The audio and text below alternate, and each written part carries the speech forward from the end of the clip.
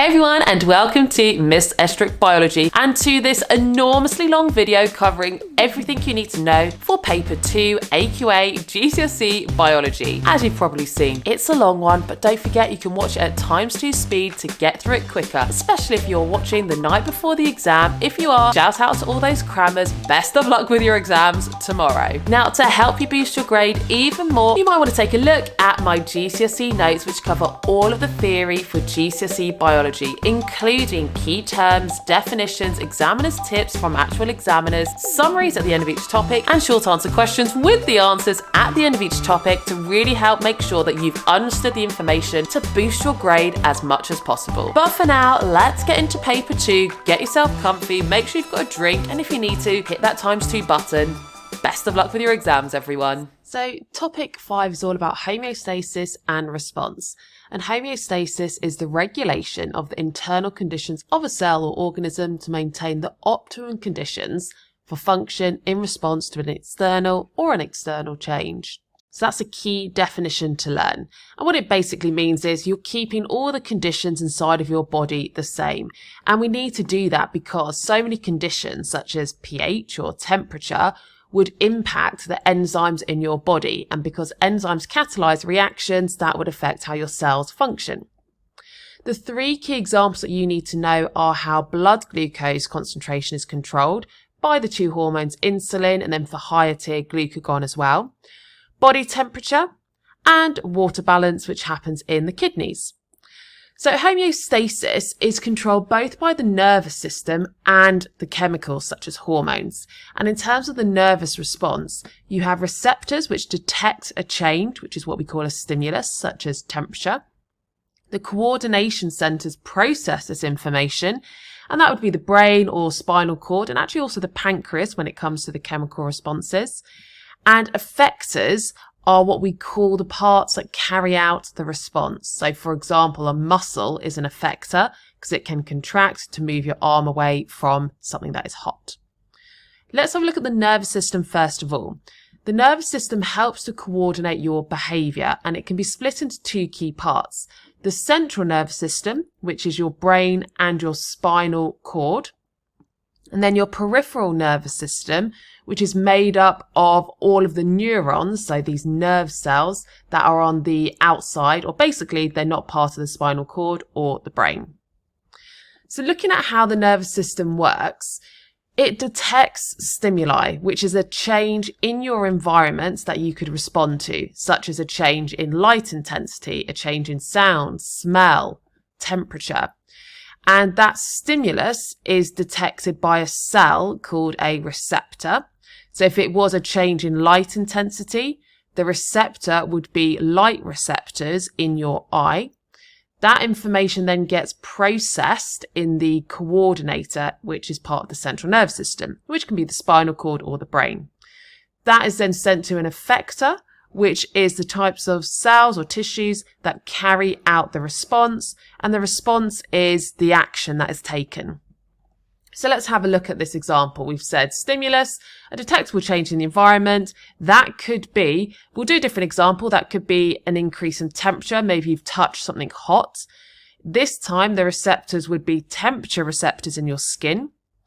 That would send impulses to the coordination center in the spinal cord if it's going to be a reflex, or in the brain if it's just a general response, and that processes the information. That is then sent to the effector, which is the part of the body that carries out the response.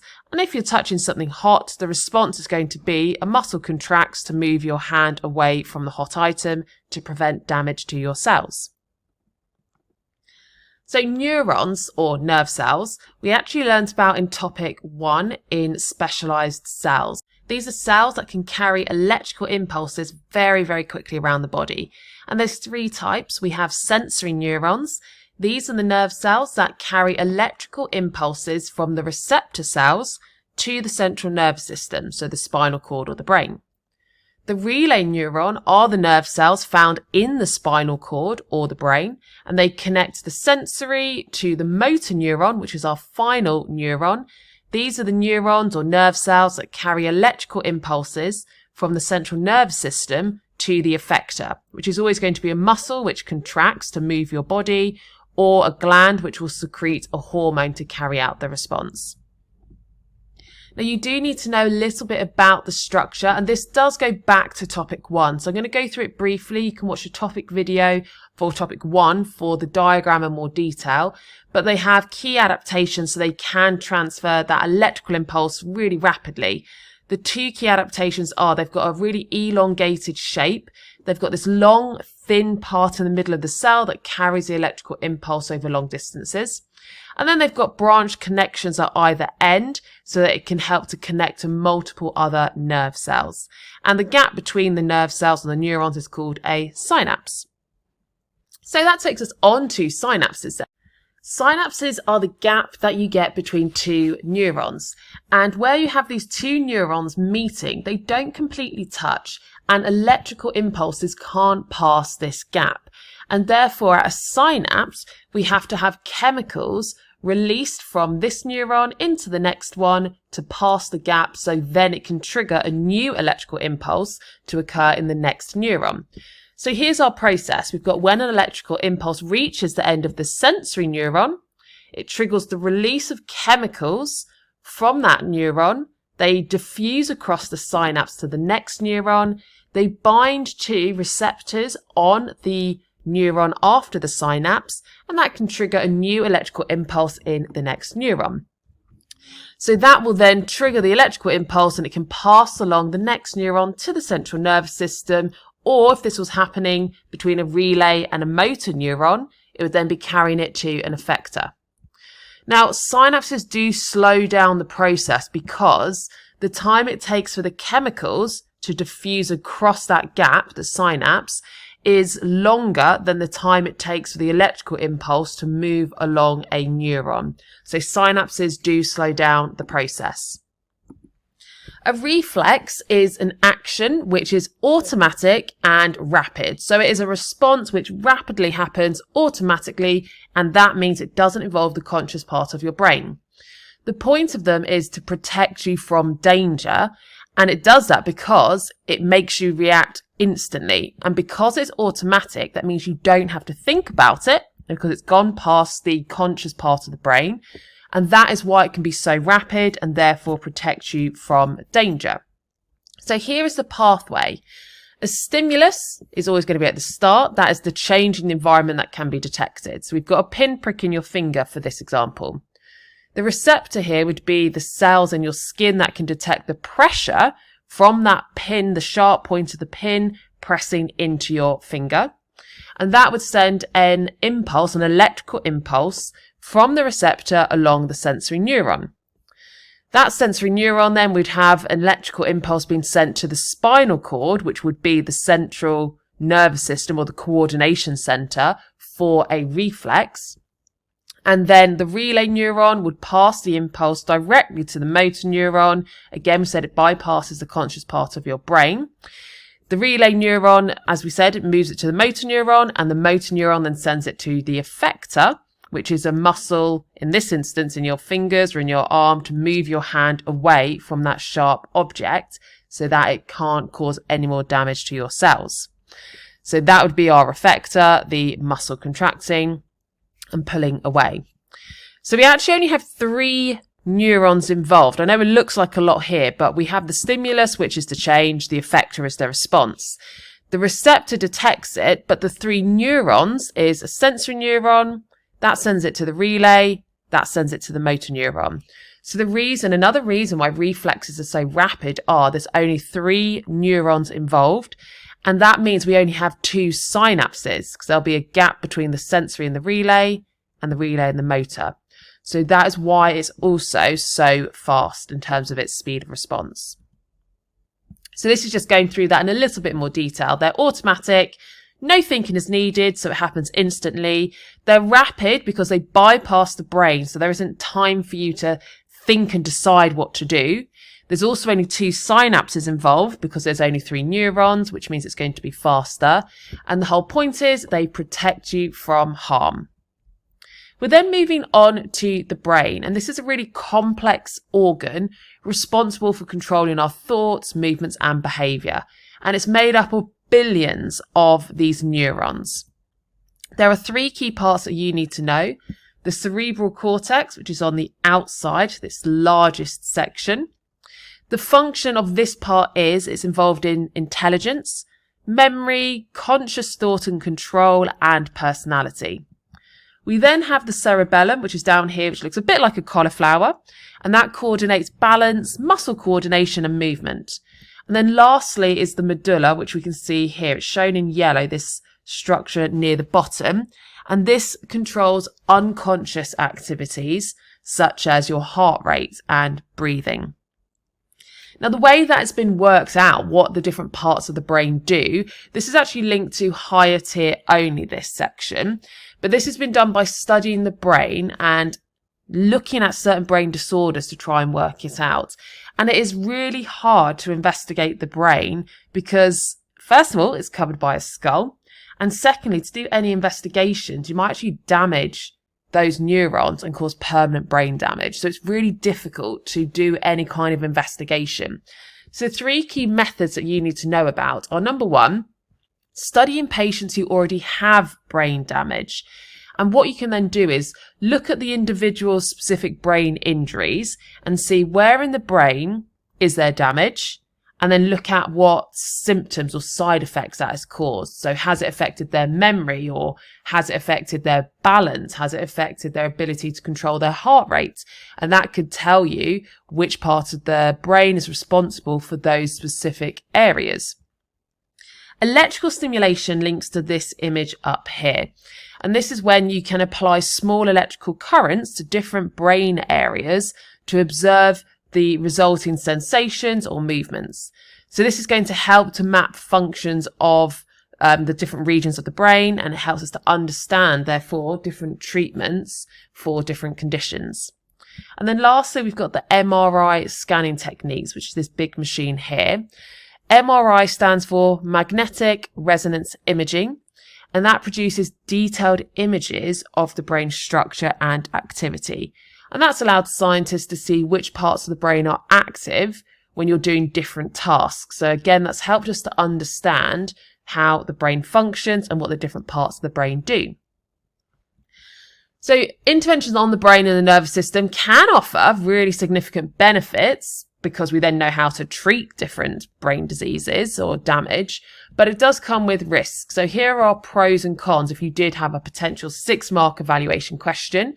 So improved understanding, that's one benefit, and it allows us to work out different treatments. The risks, though, are you could potentially inadvertently, which means by accident, harm a healthy brain tissue area if you were going to be examining it. And then there's the ethical concerns as well. So interventions, especially if it's an experimental one, that could cause long-term effects. There's going to be ethical considerations as well. We then move on to the eye, and this is known as a sense organ because it contains receptors that can detect light. And you need to know all of these key structures in the eye. So the structure, the function, and you also need to know that the receptors, which are cells that can detect a stimulus, are sensitive to light intensity, but also colour of light. And here we have a diagram of the eye showing where all of those different structures are found. So what I'd actually recommend is take a screenshot of this page, and you could have one flashcard. So take a screenshot, and if you want, print it out and have one flashcard showing you where all the different structures are. And another one, I'd do a separate flashcard for pupil, lens, basically all of those structures, because you need to know the name of the structures, where they are, and the function. So that's one that you can either copy down that table or create flashcards for. Then we go on to some of the different things that happen in the eye, starting with the ability for the eye to focus, meaning getting a clear image on a near object or a distant object. And this is known as accommodation. And it's the process of the changing of the shape of the lens in your eye, which if we look back here, we can see here is the lens, and that is going to be responsible for focusing the light. And in fact, I've just realized this one isn't labeled, but that is the lens in the eye. So the lens is flexible. It's transparent, so light can pass through it, but it does refract light, meaning it bends light. And we can see that here, the light is shining through. It does get slightly refracted by the cornea and then also again by the lens. And that then helps to focus the light to one fine point on the retina. And when it focuses at one fine point, that is when you'd get a clear focused image. So focusing on a near object, the way that is done is we need to use the ciliary muscles and the suspensory ligaments. The suspensory ligaments we can see here attached to the lens and the muscle. And then we can see here we've got the ciliary muscles. And to focus on a near object, the ciliary muscles are going to contract. The suspensory ligaments loosen, and that causes the lens to be fatter. And because it's fatter, or technically we should say thicker and rounder, that means it refracts or bends the light even more. So the light is coming from a more close or a closer object. So we need to be able to bend the light because we have less distance for that bending to occur. If you're focusing on a distant object, which was this top image, this time the ciliary muscles relax and the suspensory ligaments pull tight. That makes the lens thinner and flatter, so it reduces the refraction and the bending of light. Now, one key thing just to bear in mind in terms of exam technique and mark schemes, because the ciliary muscles are muscles, you must be saying they either contract or relax. The suspensory ligaments are not muscles, they're ligaments. They can't contract and relax, so instead they either pull tightly or they loosen. The other thing that the eye can do that you need to know about is adapting to different light intensities.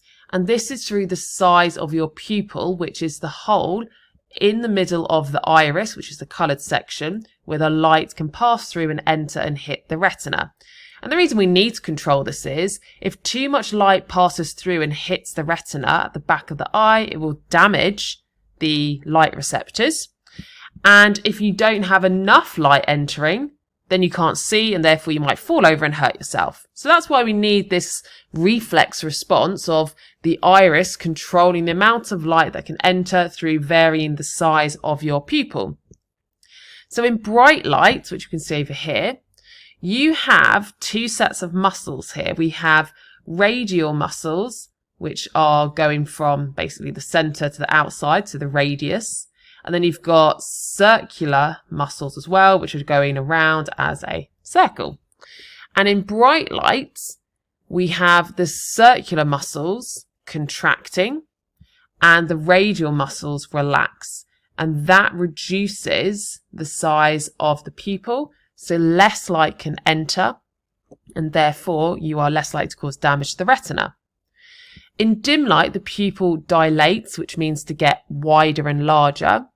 And this allows more light to enter so you can still see even in the dark, or to an extent. And this time the circular muscles relax and the radial muscles are contracting, and that creates this dilated pupil. Now this is a reflex because it's involuntary, you're not thinking about it, it happens rapidly, and it is to prevent damage because it's preventing damage from either too much light entering or you falling over from not having enough light entering and being able to see.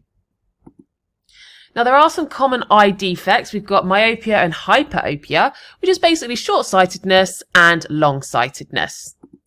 So myopia, short-sightedness, this happens if just naturally your eyeball is longer. And it could also be your cornea is too curved. And as a result, the light is going to be refracted more and it focuses in front of the retina and then it spreads out again, so you don't get a clear focused image. And as a result, distant objects appear blurry. So to correct this, you could use contact lenses or glasses, and in either of those instances, the lens is going to be concave, meaning it's curved inwards.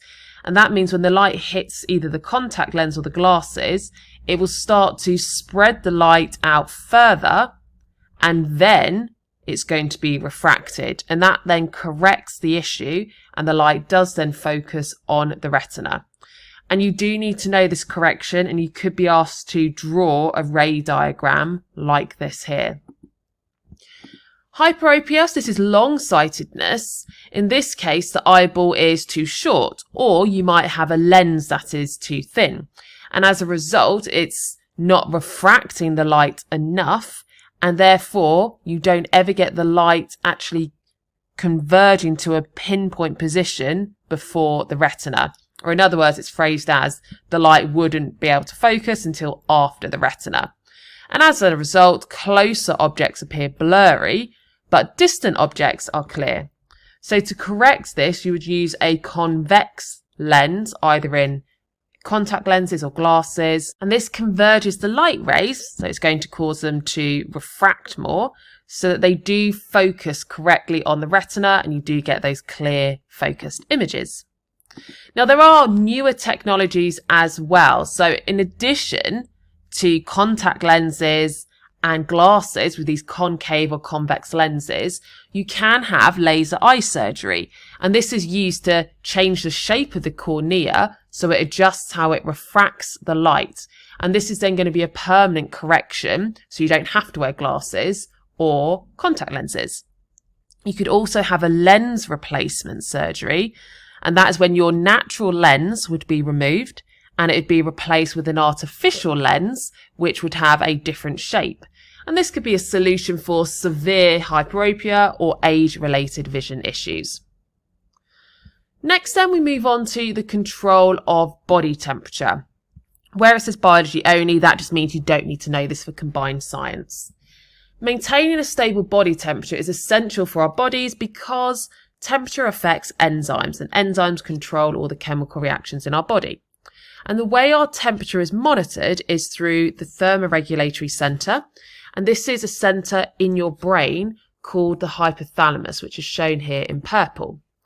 The hypothalamus contains temperature receptors, meaning cells that can detect changes in temperature, and they detect the temperature of the blood flowing through it. And in this way, because it's detecting the temperature of the blood, it can see whether your blood is slightly too hot or too cold, and it will then send electrical impulses to different parts of the body to adjust the temperature. You also have skin receptors which monitor temperature. Those are throughout your skin.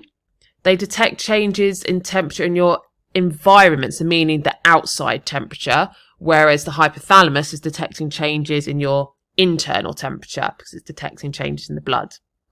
And with your skin receptors, when they sense a change, they send nervous impulses to the thermoregulatory centre, your hypothalamus, informing it about those external changes. So let's have a look then at what happens then if it's detected that our body is too hot and we need to cool down. So if we are too hot, maybe that's because you've been exercising or the external environment is hotter. One response is vasodilation, and that means that the blood vessels near the surface of your skin get wider or they dilate. And because the blood vessels get wider or dilate, that means more blood can flow close to the skin surface, and that means the heat in the blood can radiate from the blood through the skin to your surroundings and it cools you down. Another response is sweating. So within your skin, you have sweat glands that can release sweat. And if you are hot, you're going to be producing more sweat, and that cools us down because sweat contains water. And when the water evaporates, that is taking heat from your skin to turn the liquid sweat water into water vapor, which is a gas. So it's removing heat energy from the skin. Now, if you're too cold, you need to warm up. And the first thing that we can see then that happens is vasoconstriction. So this is the opposite of vasodilation. Now we can see that the blood vessels that carry blood close to the skin surface constrict, or they get narrower.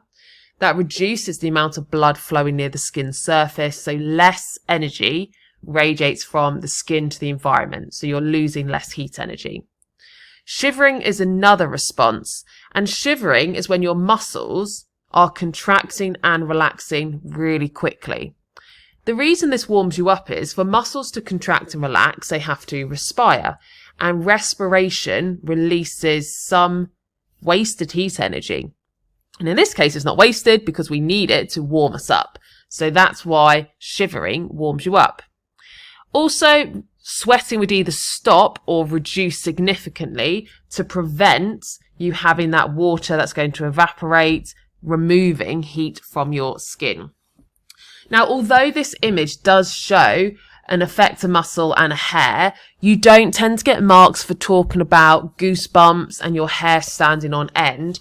And that's because you don't actually have a thick enough layer of hair over your body to trap enough air to insulate you. Furry animals or hairy animals like a bear does, but we don't have enough hair on our body for that to actually significantly warm you up, so you wouldn't get a mark for that. So these are 3 that would get you marking points. We now move on to hormonal coordination. So we're looking at the human endocrine system. And this organ system is a network of glands in our body that produce and release hormones. And that's what a gland is. It's an organ that produces and releases hormones. Our definition of what a hormone is just here. And this could be a 1 or 2 mark question. So a hormone, first of all, it's a chemical. It's a chemical messenger. It travels around your body in the bloodstream and it travels to what's known as a target organ. And a target organ means the organ that that chemical can bind to and cause an effect. So here are the glands that you need to know. The pituitary gland, which is found in the brain. The thyroid gland, which is found here in the neck. The adrenal glands, you have one above either kidney. The pancreas, which is just here. And then if you're a biological female, the ovaries. And if you're a biological male, the testes. So those are the key glands. And I've summarized here the gland, where you find them in the body, and the function. So I recommend screenshot, print, put this in the notes, or write this out in your notes, and even turn into flashcards. But we're going to go through some of these in more detail. But the pituitary gland, that is often known as the master gland because it secretes lots of different hormones in the body. And those hormones can cause other glands to secrete hormones as well. The thyroid produces the hormone thyroxine, which regulates metabolism. The adrenal glands release adrenaline, which increases heart rate if you are anticipating danger or you're anxious or excited. The pancreas releases the hormones insulin and glucagon, which regulate blood glucose levels. The ovaries in biological females produce estrogen and progesterone, which are linked to the secondary sexual characteristics and also controlling and regulating the menstrual cycle. And lastly, the testes in biological males produce the hormone testosterone, which can influence sperm production as well as the secondary sexual characteristics. So how the endocrine system works is you have glands that produce and then release hormones directly into the blood. That is how hormones are transported around the body. They transport around in the blood. And when they reach their target organ, which is an organ which has cells and tissues that the hormone can bind to, when it binds to those cells, it causes a particular effect. Now, compared to the nervous system, which uses electrical impulses and signals that transport around the body, that nervous system has a much more rapid response because electrical impulses move faster than chemicals. So the endocrine system, which is releasing hormones, which are chemicals, which are transported in the blood, that transportation is much slower.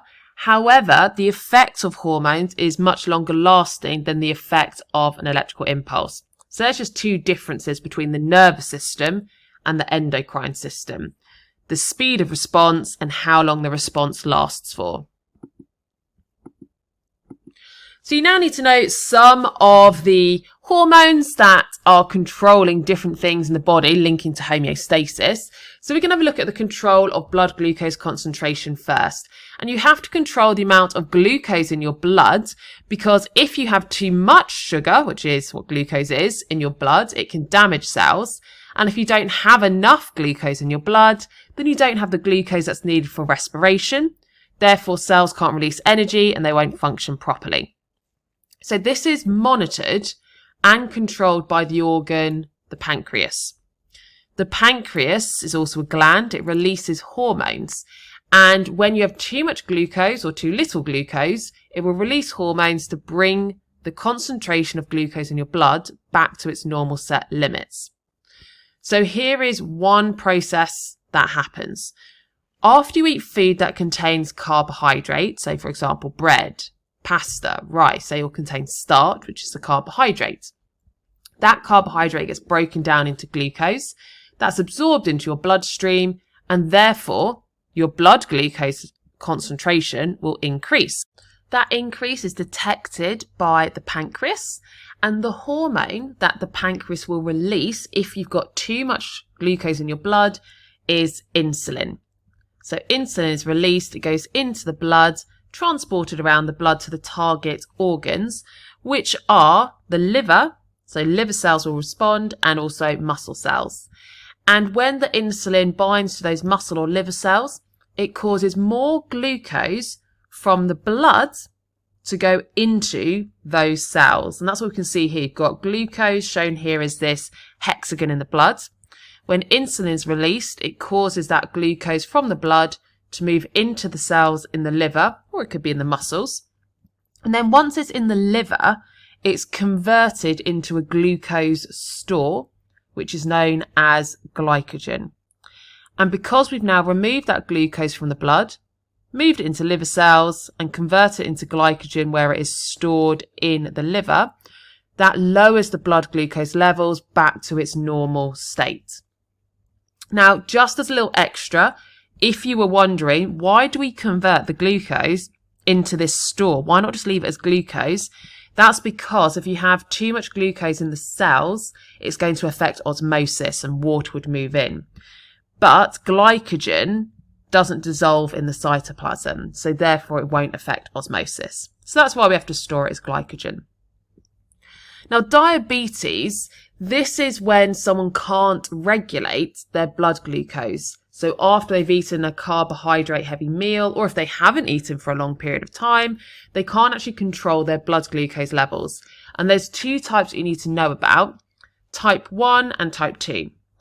Let's go through type 1 first. This is when the pancreas, it can detect that there's an increase in blood glucose levels, but it's not able to produce insulin. It happens when you're very young, you develop diabetes, and it's genetic in cause. Because you can't produce insulin, that means you can't move that glucose from the blood into the liver cells. And as a result, you end up with very high blood glucose levels after you've eaten, and you actually lose that excess glucose in your urine. The treatment for this is you can have insulin injections. So although you can't produce it, if you inject the insulin in, you should still be able to control your blood glucose levels. Type 2 diabetes is when people can still produce insulin, but your cells just don't respond to it anymore. So even though the insulin is there in the blood and it might bind to your liver cells, it doesn't cause the glucose to move into the liver cells anymore. And this often happens later on in life as an adult, and it's linked to obesity and poor lifestyle. You may develop the symptoms very, very slowly, and the treatment for this is usually you can manage it by having a diet where you reduce the amount of sugar in your diet and you reduce the amount of carbohydrates and do more exercise, because then you'll be using up any excess sugar in your blood as well. Now, this bit's for higher tier only, and this is what happens when your blood glucose levels drop too low, because so far we've only said what happens if they go too high after you've eaten. So the opposite, if you haven't eaten for a while, then your blood glucose levels will decrease.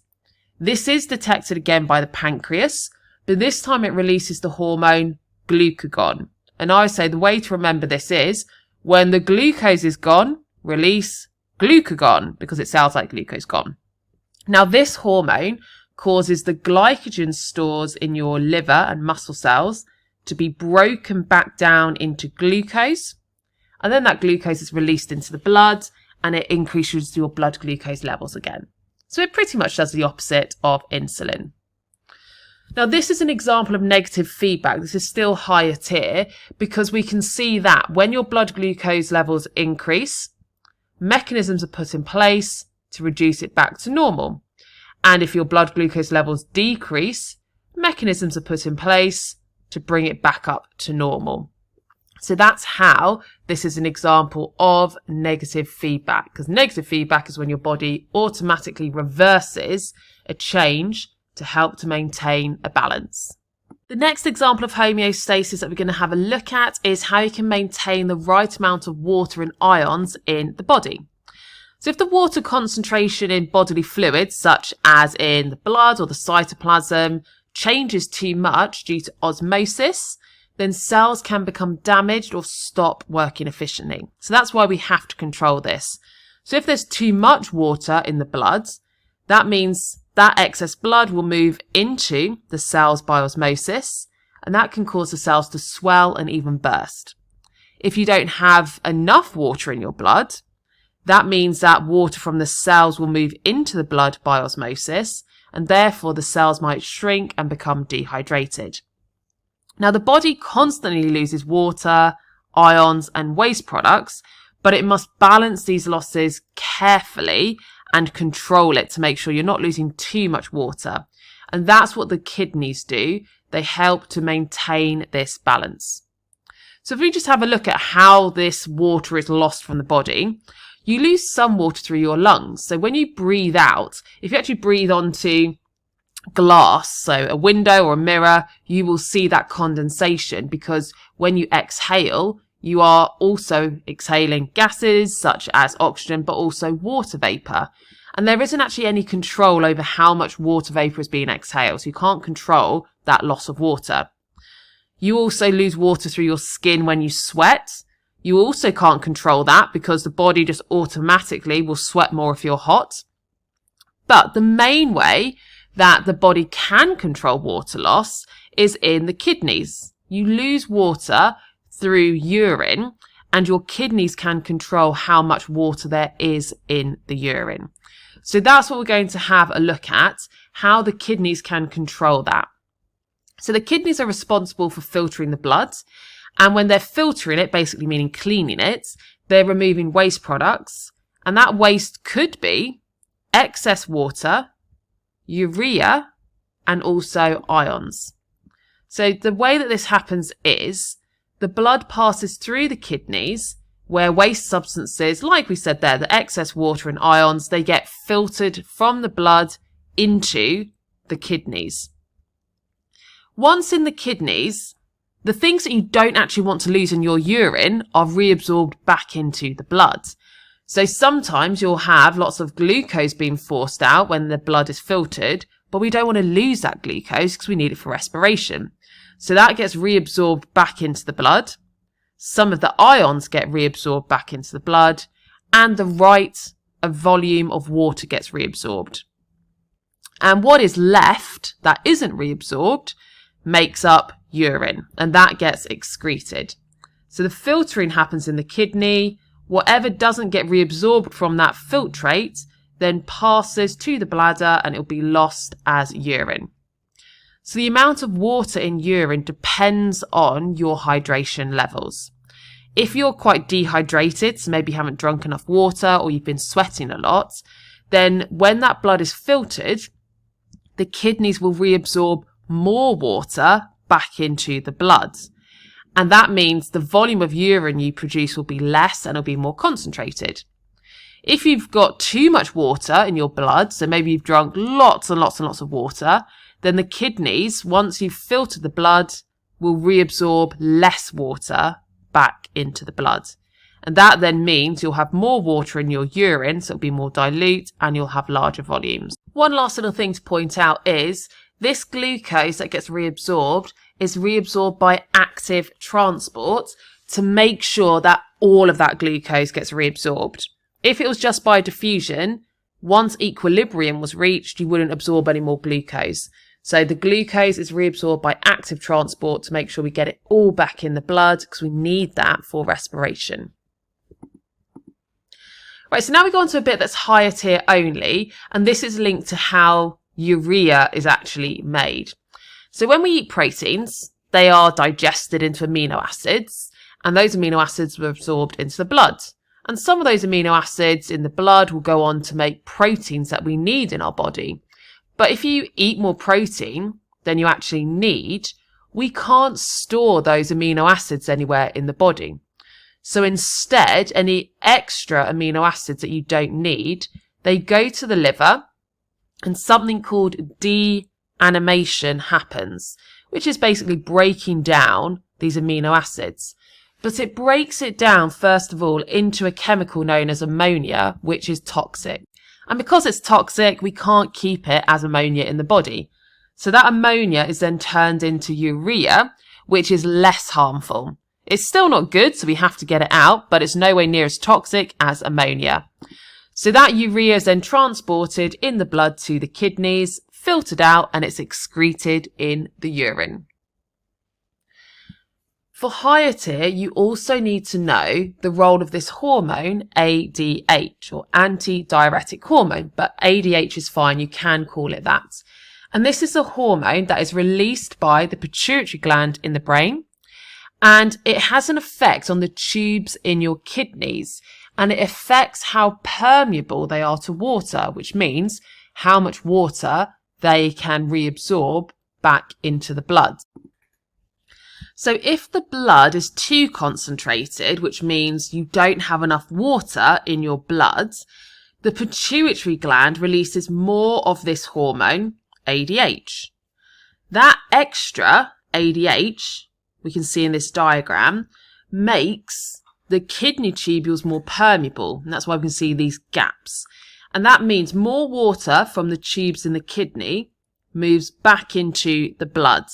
And because that water moves from the kidneys into the blood, you are losing less water in your urine, and that will help with this low water levels of the blood.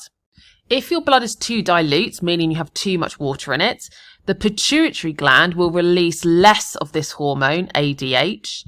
That means the kidney tubules will be less permeable to water, and as a result, more water remains in the kidneys to go on to make urine, and less goes back into the blood. So as a result, more water is lost in the urine, and you make larger volumes of more dilute urine. And this is another example of negative feedback. Now, sometimes the kidneys don't work, and that could be kidney disease or an infection, or maybe some physical damage has happened to them. And there are two main treatments. You could have something called dialysis or a kidney transplant. And we do have to have treatment because the kidneys are removing toxic waste from your blood. If they're not doing that, it's building up in your body, and that can be life-threatening. So dialysis is a mechanical process that does the job of your kidneys. So it filters the blood. You have a dialysis machine attached to you that filters the blood, and you have to have this multiple times per week. So it's really time consuming.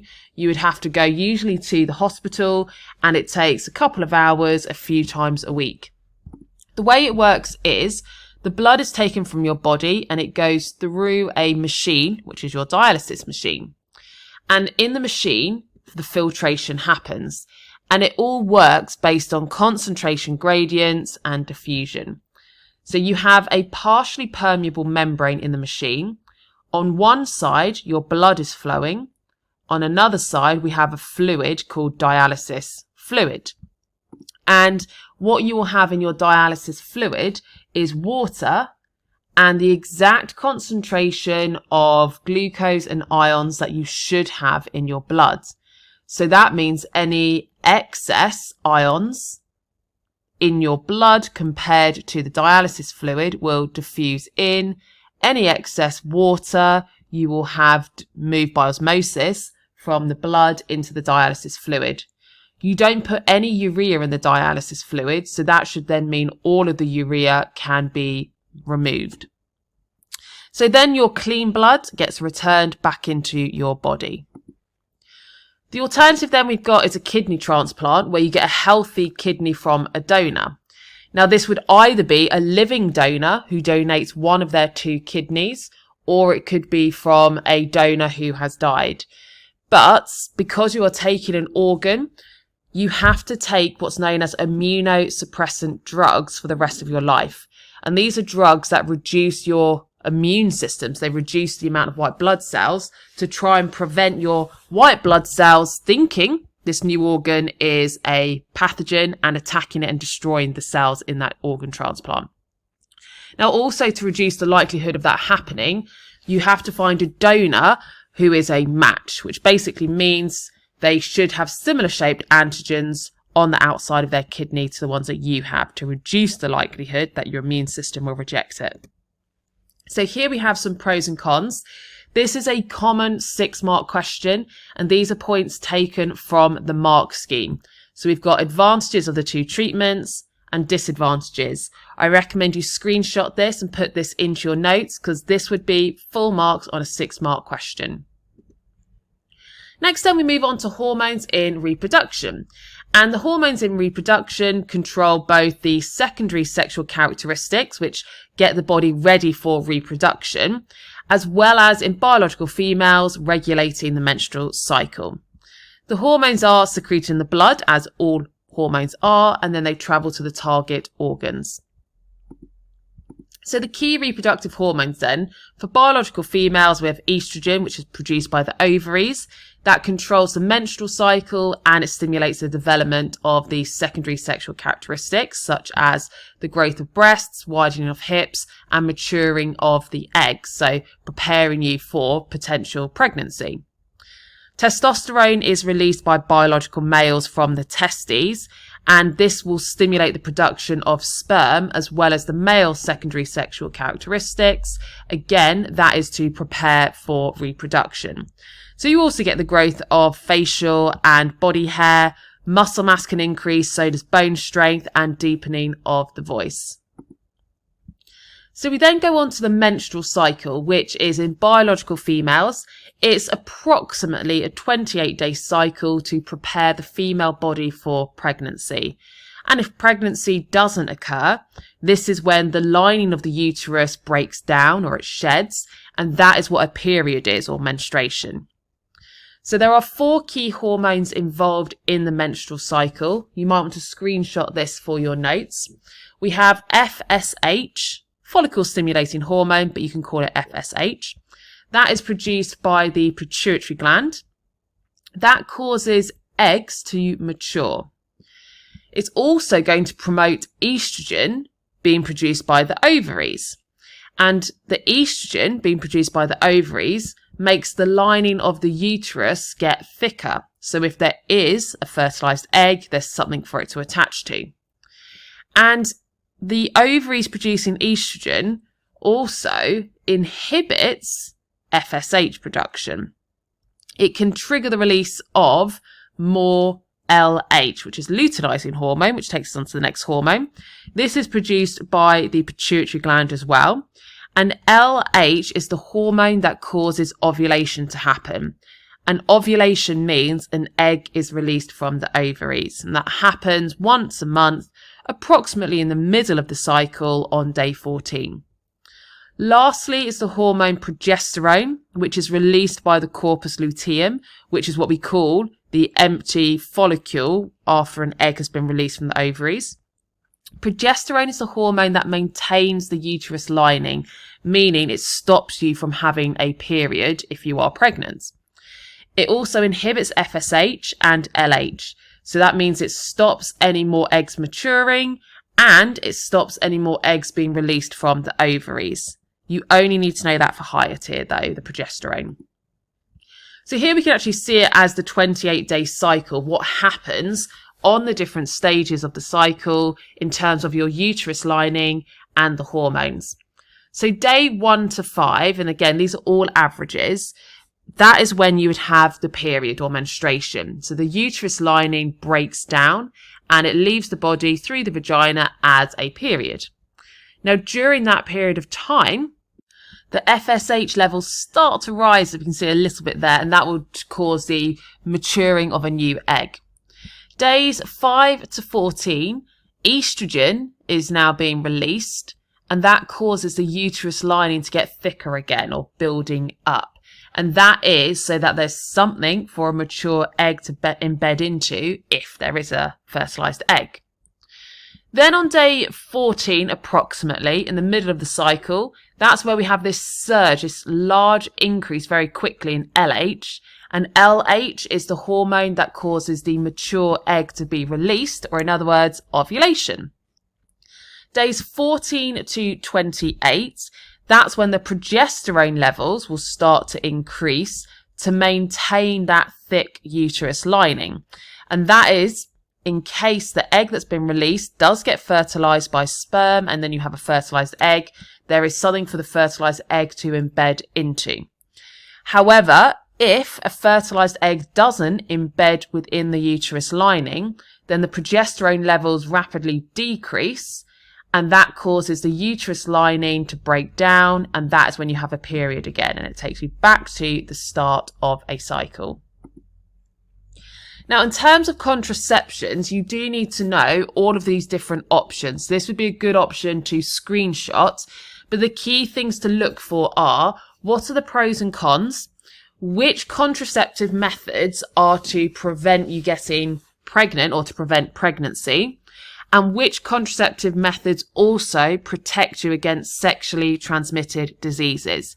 Because some contraceptive methods do both, such as barrier methods like condoms, because that prevents the sperm from reaching the egg, but also it can prevent sexually transmitted diseases. However, the contraceptive pill that a biological female would take, that can prevent pregnancy, but it's not going to prevent any transmission of sexually transmitted diseases.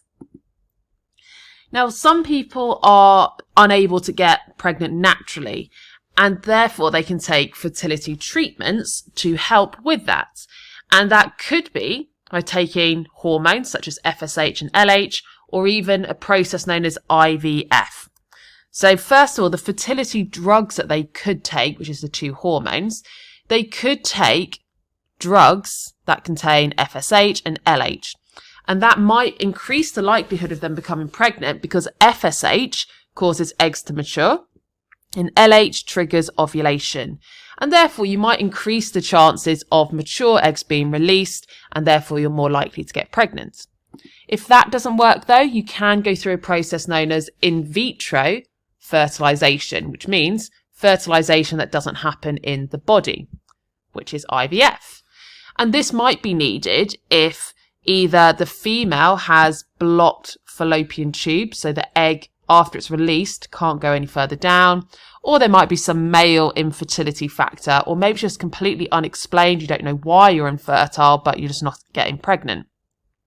So this time the process would be the female would take the fertility drugs, so FSH and LH, to increase the number of mature eggs they are producing. Those eggs would then be removed using a needle from the ovaries. Sperm would need to be collected from the father, and then you mix the sperm and the collected eggs together in a petri dish, for example. You would then check to see which eggs are fertilized, allow those to develop for a few days into embryos, and then the embryo is inserted back into the uterus of the mother, and hopefully that fertilized egg, which is now an embryo, will embed into the walls of the uterus, and they'll then become pregnant. So in terms of evaluating this process, there are considerations. First of all, the emotional impacts. It can be a very emotional journey because if you are really trying to get pregnant and it's not working, there is a lot of distress associated with that. The financial cost, because although the NHS does usually cover one attempt of this, if it didn't work the first time, you're going to be paying thousands after that. There are physical side effects from taking those hormones. There's ethical considerations as well, because you are artificially creating an embryo. The success rate is generally quite low, and it decreases the older the woman gets. And there's the risk of multiple births, because if you are putting in more than one embryo, then you might have twins. And the reason this is a consideration is you are at higher risk during a pregnancy if you're pregnant with twins or triplets compared to carrying just one baby.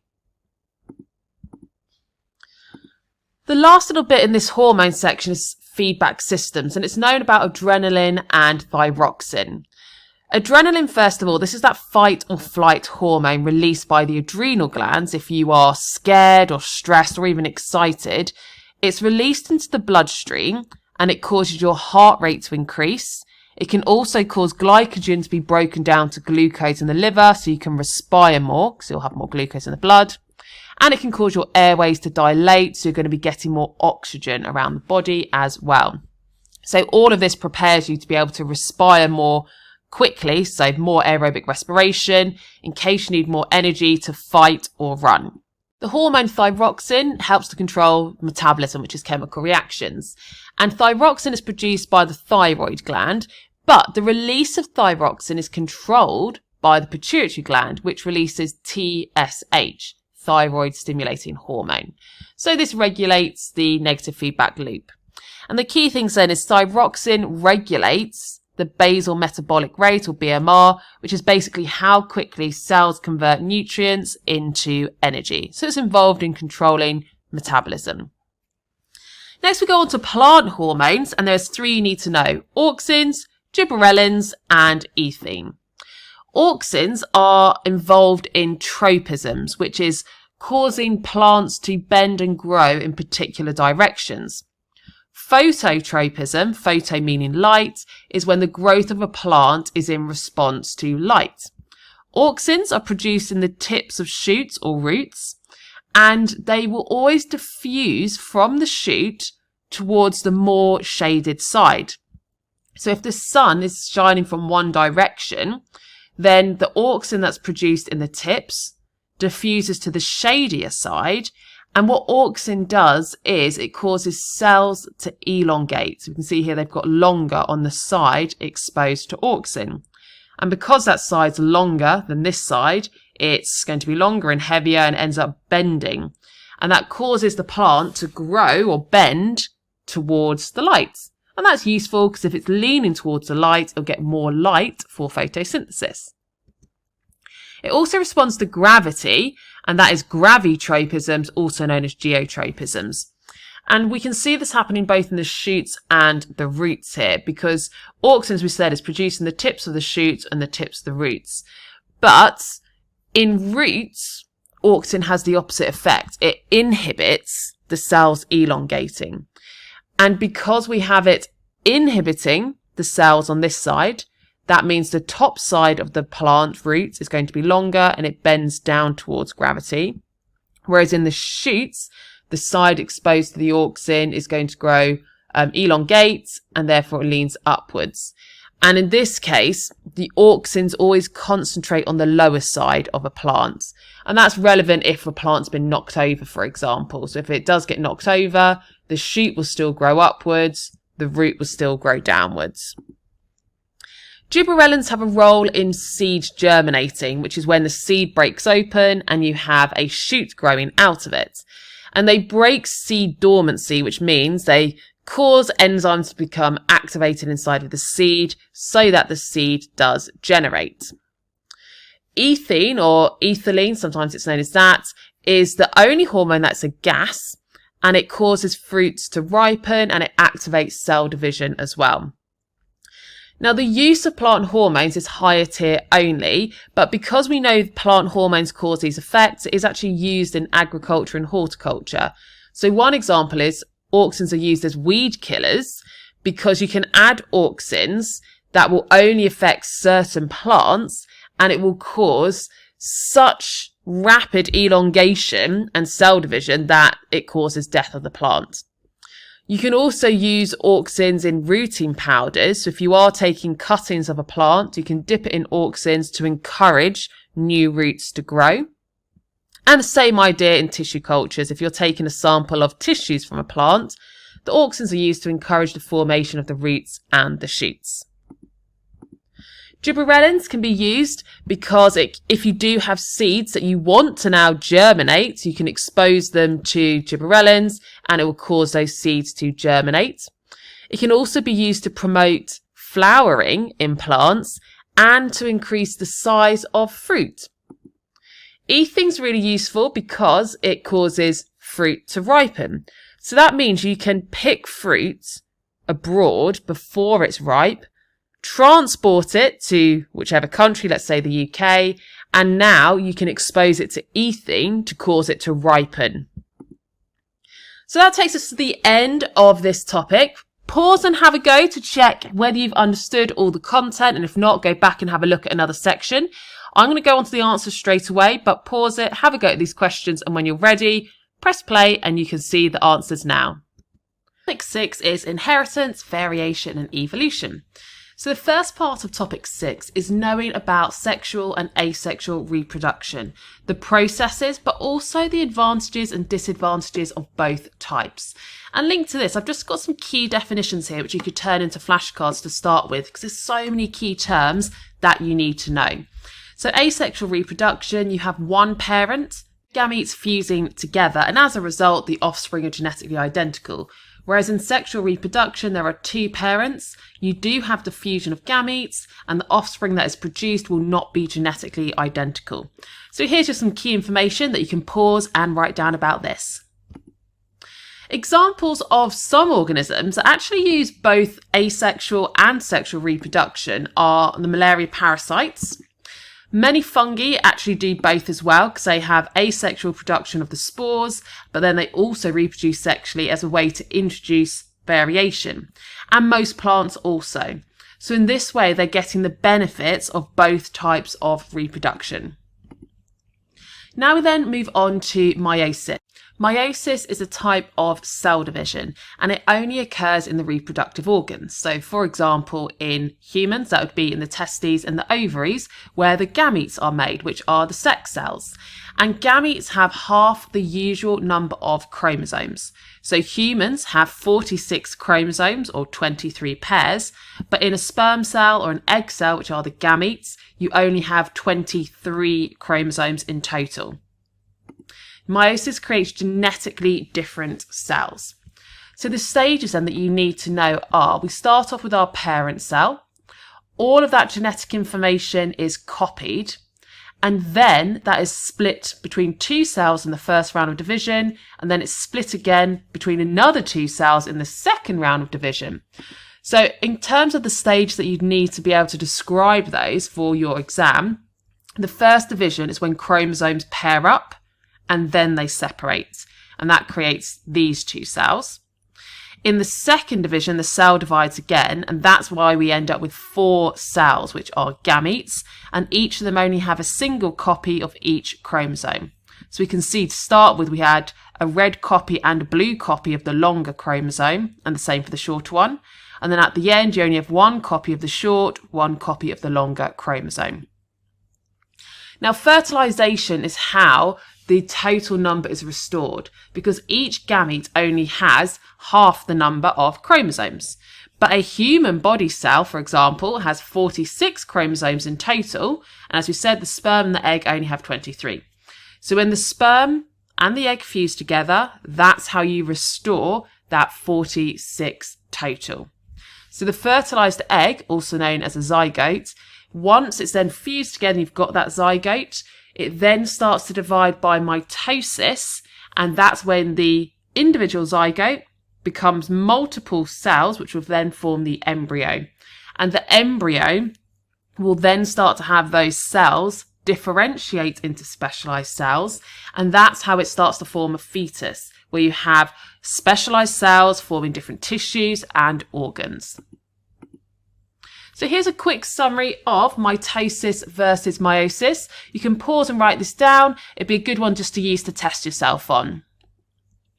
Next, then we move on to DNA and the genome, starting with the structure of DNA. So DNA is a polymer, meaning it's got many repeating monomer units bonded together. And that polymer forms this double helix structure, where we have 2 polymer chains joined together and then they twist to make that double helix. That DNA is then packed into structures called chromosomes, and the chromosomes are found in the nucleus of cells. Let's then look at some of the other key terms, such as what is a gene? And we can see here we're showing a section of this DNA. The definition for a gene is it is a small section of DNA found on a chromosome, but to get full marks on an exam question, you also have to say each gene codes for a specific sequence of amino acids to make a protein. So I recommend turning that into a flashcard. One side, what is the gene? The other side, have that as your 2 bullet points for the marks on the exam. And those proteins that are made, they control the characteristics in an organism. For example, in humans, it could be eye colour, blood colour, and enzyme production.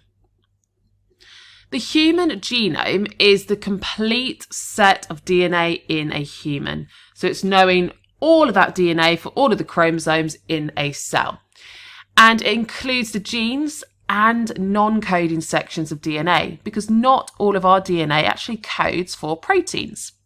Scientists have now managed to map the entire genome, which means they know the exact sequence of all the bases in our DNA. And a bit more on that when we look at the structure of DNA in more detail. But the key thing that you need to know for the exam is these 3 examples of benefits of us knowing the complete set of DNA, or the human genome, and why it matters. So we've got, it helps to identify genes linked to diseases. So that better helps us understand conditions like cystic fibrosis and cancer. It also improves treatment for inherited disorders, so we can get targeted therapies and personalised medicines, as well as tracing human migration patterns over time and studying how humans have evolved. So a bit more on the DNA structure, as I said. We said that DNA is a polymer made up of monomer units, and those monomers are called nucleotides. And this diagram here is showing us a nucleotide. So it's made up of a sugar. Now, although that's labelled as deoxyribose, you don't need to know that for GCSE. You just need to know it is a sugar, but it is called deoxyribose. It also has a phosphate group and it has a base. And there's 4 options of which base you could get. It could be A, T, C, and G. That's what you need to call the bases at GCSE. Now, the relevance of these bases are, if we go back to this double helix structure, where we have 2 strands of DNA, where they've aligned opposite and then they've twisted, these coloured parts are representing the bases on those nucleotides. And when those 2 strands of DNA align opposite each other, it's by something known as complementary base pairing. And what this means is an A base can only ever line up opposite a T base, and a G base can only ever line up opposite a C base. And we can see that here from all the colours representing these complementary base pairs. And that is a key marking point in this topic. Also in an exam, as well as saying that, I would always state what the complementary base pairing rule is. And the way that I used to remember this is A and T always go together, and that spells at. How DNA codes for proteins is the next thing in the spec. And we've already said that a gene is a small section of DNA, and that codes for a sequence of amino acids. And amino acids are the monomers that make up a protein. So the order of the bases in DNA, which we can see a small section of here, controls the order of amino acids in a protein. And that's because 3 bases in DNA code for a particular amino acid. And we call that a triplet, or you can call it a codon. So the DNA, every 3 bases, codes for a particular amino acid. And that's how we get these unique amino acid sequences, which result in all of the different body proteins that we have, but also for all other organisms. This next bit is for higher tier only, and it's going through how those proteins are made in more detail. So if we start here, we've got our nucleus, and inside of the nucleus, we said we've got our DNA. But DNA is really large and it can't escape the nucleus, and we don't want it to because it could get damaged. So we make a copy of the DNA, and specifically just one gene, because that codes for the protein. So a copy of that gene is made, and that copy is called RNA. RNA is small enough to fit out the nucleus because it's only one gene, and it comes out of the nucleus and it attaches to the cell structure ribosomes. When it's on the ribosome, it holds the RNA in place, which we said is the copy of our DNA code. And that RNA is held in place, so then we can have carrier molecules, which although it says tRNA here, that's actually an A-level term, you don't need to know that.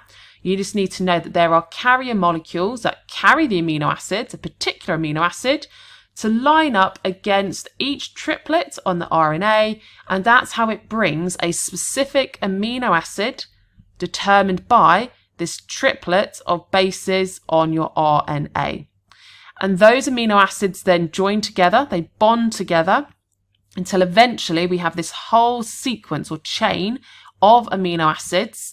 The amino acids can then detach from the ribosome. They get folded up to make their unique 3D shape and the final protein. So you might want to screenshot this, print it out, because that is your process of protein synthesis. So why is the shape of a protein important? Well, if we think about certain examples like enzymes, enzymes have that uniquely shaped active site, which is complementary in shape to a specific substrate so that they can bind, form enzyme substrate complexes and catalyze the reactions. So that shape of the protein, for example, enzymes, is incredibly important for it to carry out its function.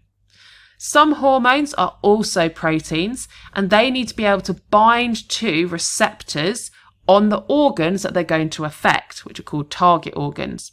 So the shape of the protein, which is the hormone, has to be exactly complementary to the receptor it binds to in order for the hormone to work. And then we've got some structural proteins as well. So for example, collagen in your skin, that shape is really important so it can be strong and hold its form. This next bit is higher tier only, and it's looking at mutations that can happen in DNA and the effects they might have. The definition of a mutation is a change in the sequence of DNA bases, and you need to know that they randomly occur and they continuously occur, but most mutations don't change the shape of the protein, and therefore they don't affect how the protein works, or they might only cause a very small effect. So this is just demonstrating the mutations. Here's our original sequence of DNA bases and the amino acids that they code for. However, we then show that this DNA has mutated, and the change in the sequence of bases is that C base has now been changed or substituted for a T.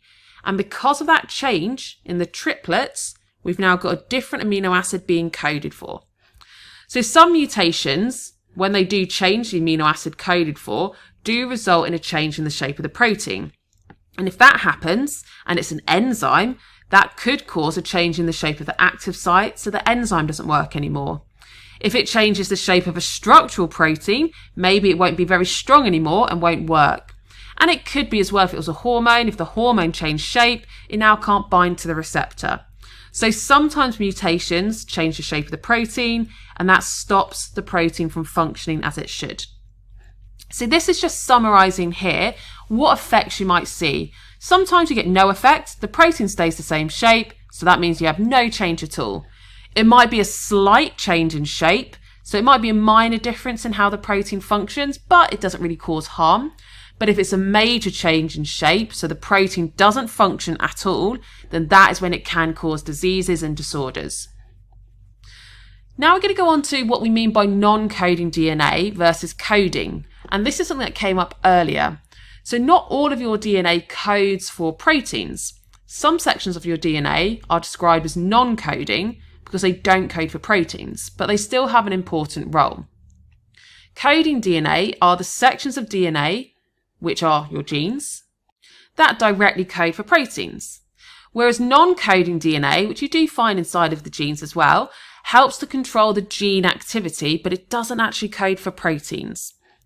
So why is it important then?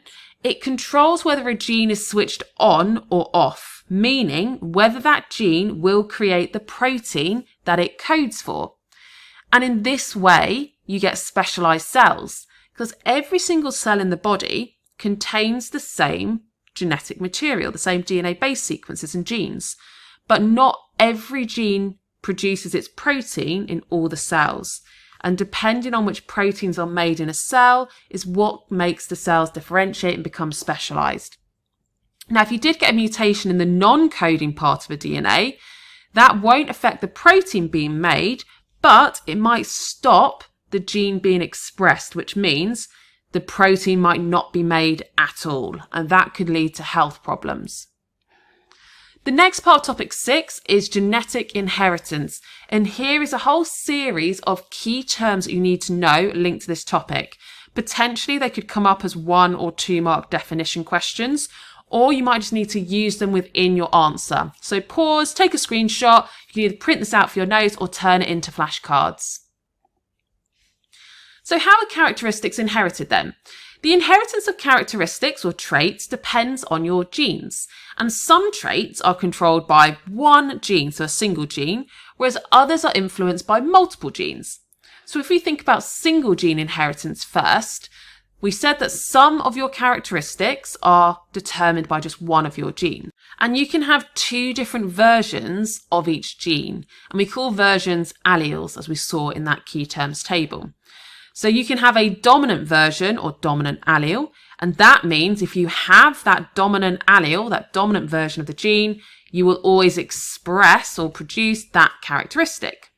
A recessive allele or recessive version of the gene, you will only see this trait if you only have recessive alleles present. So examples of this are fur colour in mice and also red-green colour blindness in humans. So we've got black fur and brown fur. So if a mouse had even one copy of that black fur allele, they will be black because it is dominant, represented by the capital B. Brown fur, the mouse will only be brown in colour if it has two copies of that brown allele. Some traits are controlled by multiple genes, and this is multiple gene inheritance, sometimes called polygenic, because poly means many, so many genes working together. And examples of this include height and skin colour, because there isn't just an option of two different heights everyone can be. There's several different heights. It's continuous. And that's because there's multiple genes involved, but also the environment has an effect as well. Same concept with skin colour. There are multiple genes that can code for how much pigment a person is able to produce. But then the environment also has an impact. For example, exposure to UV light can determine how much of that pigment you do produce. It's possible to work out the probability that two parents will produce offspring with a particular characteristic. And you can do that using a Punnett square. And I've actually added more information into this than you need just to label what each letter is representing. So we've got a really simplified example here of brown eyes and blue eyes in humans. And it's simplified because it's not literally just brown or blue eyes that anyone can have. So brown is a dominant allele, blue is a recessive. And in this example, we've got two heterozygous parents, meaning they've got one dominant and one recessive allele. The possible gametes they could produce then would be one that has the dominant allele and one that has the recessive allele. And that's the same for both parents. In the middle, we then show what the offspring genotypes would be by combining those two possible gametes. So this one, we've got capital B with capital B, so two capital Bs, and that means they've got the dominant allele, so they'd have brown eyes. We've got the capital B with the recessive B, so dominant and recessive. Dominant is always going to be expressed, so we've got brown eyes. Same with this one, a dominant and a recessive, so they're heterozygous, but they'll be brown-eyed because they've got the dominant allele. Whereas this last option, we've got the recessive B, so they are homozygous recessive, they don't have a dominant allele, so that means they will have blue eyes. Now, if any of those terms you didn't remember as I was going through, just go back to that key terms table from the start. For higher tier students only, expected to be able to construct the Punnett square, so you'd have to draw and fill it in. And we've got a different example here. We're looking at fur colour in mice. And then from that, you'd have to work out the probability of each phenotype. So we can see we've got 50% probability of having black fur, 50% probability of the mouse having brown fur. There are some inherited disorders that you need to know about. And one of those is polydactyly. And this is when individuals have additional fingers or toes. And this is caused by a dominant allele. And we've got an example here. We've actually used different letters, but it doesn't matter as long as you're showing that the condition is determined by a dominant allele, and not having polydactyly would be recessive. So we've got here a parent with polydactyly who's a carrier and a non-polydactyly parent. We've then constructed to show the genotypes of the offspring. And from this, we can see there would be 50% probability of having an offspring or child with polydactyly. The other one that you need to know about is cystic fibrosis, and this is caused by a recessive allele. And for recessive disorders like this, you only have the disease, cystic fibrosis, if you have two copies of the cystic fibrosis allele.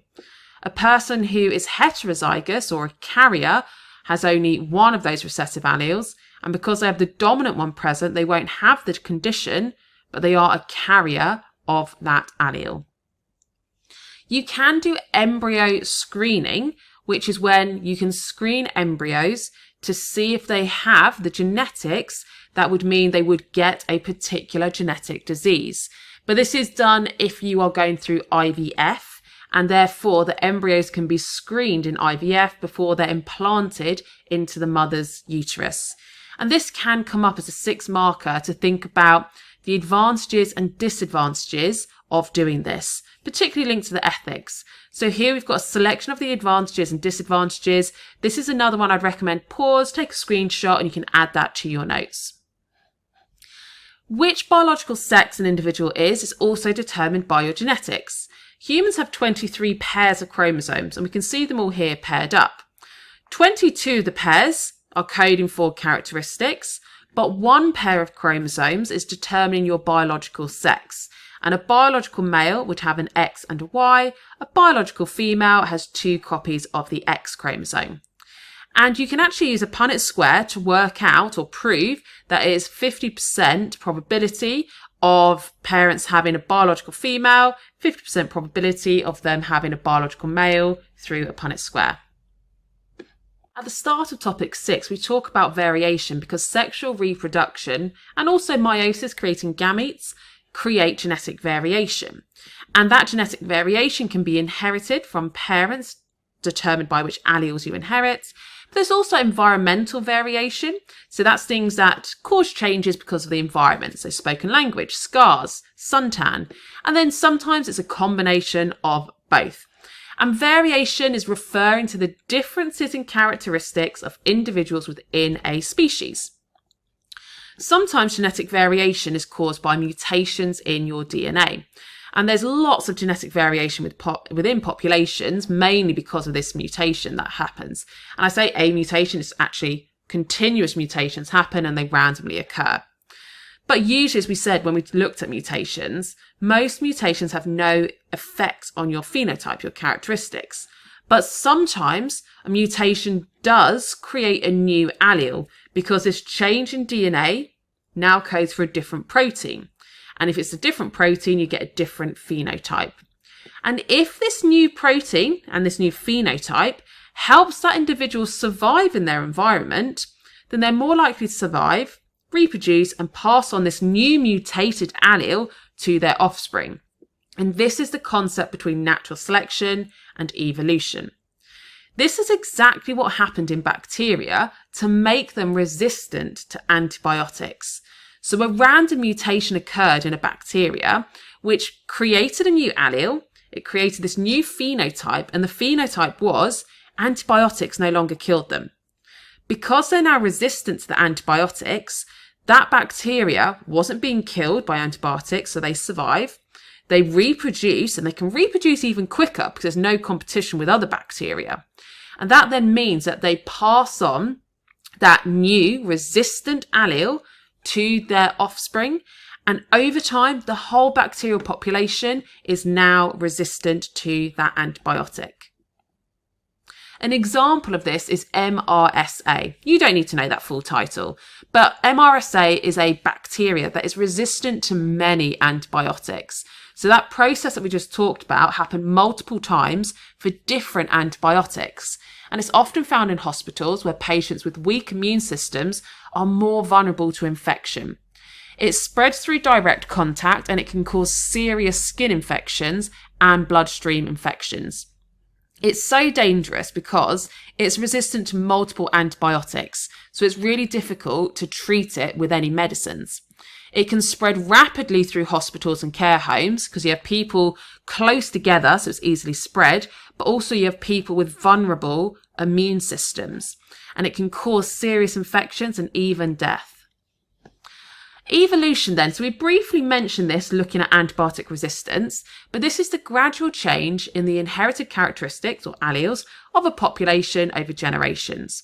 And it occurs as a result of natural selection, where individuals with alleles that code for the characteristics that help them to survive in their environment are more likely to survive, therefore more likely to reproduce and pass on those beneficial alleles to their offspring. Over millions of years or many generations, these small genetic changes build up or accumulate, and it can lead to the development of an entirely new species. More on that later in speciation. But carrying on with evolution then, we said it's occurring due to natural selection.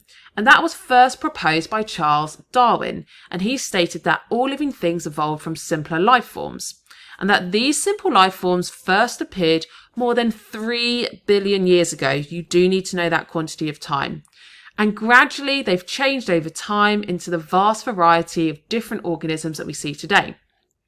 The evidence of this comes from fossils as well as DNA studies, both of which we go into more detail later on in this video. So how does evolution occur? This is a really common long answer question, knowing the processes of natural selection, and it could be applied to unknown examples. But the common things that you need to know is, number one, there has to be variation within a species, and that genetic variation is caused by mutations. There has to be a struggle for survival, and what this means is there might be limited resources such as food, so there is then competition, and only those individuals with the DNA that makes them more able to survive will survive, and then that they will pass on their DNA, but specifically we need to say their alleles. So because they're surviving, they're then going to reproduce and pass on those advantageous alleles. And that's the concept of survival of the fittest. Over many generations then, those advantageous alleles are going to become more common in the population.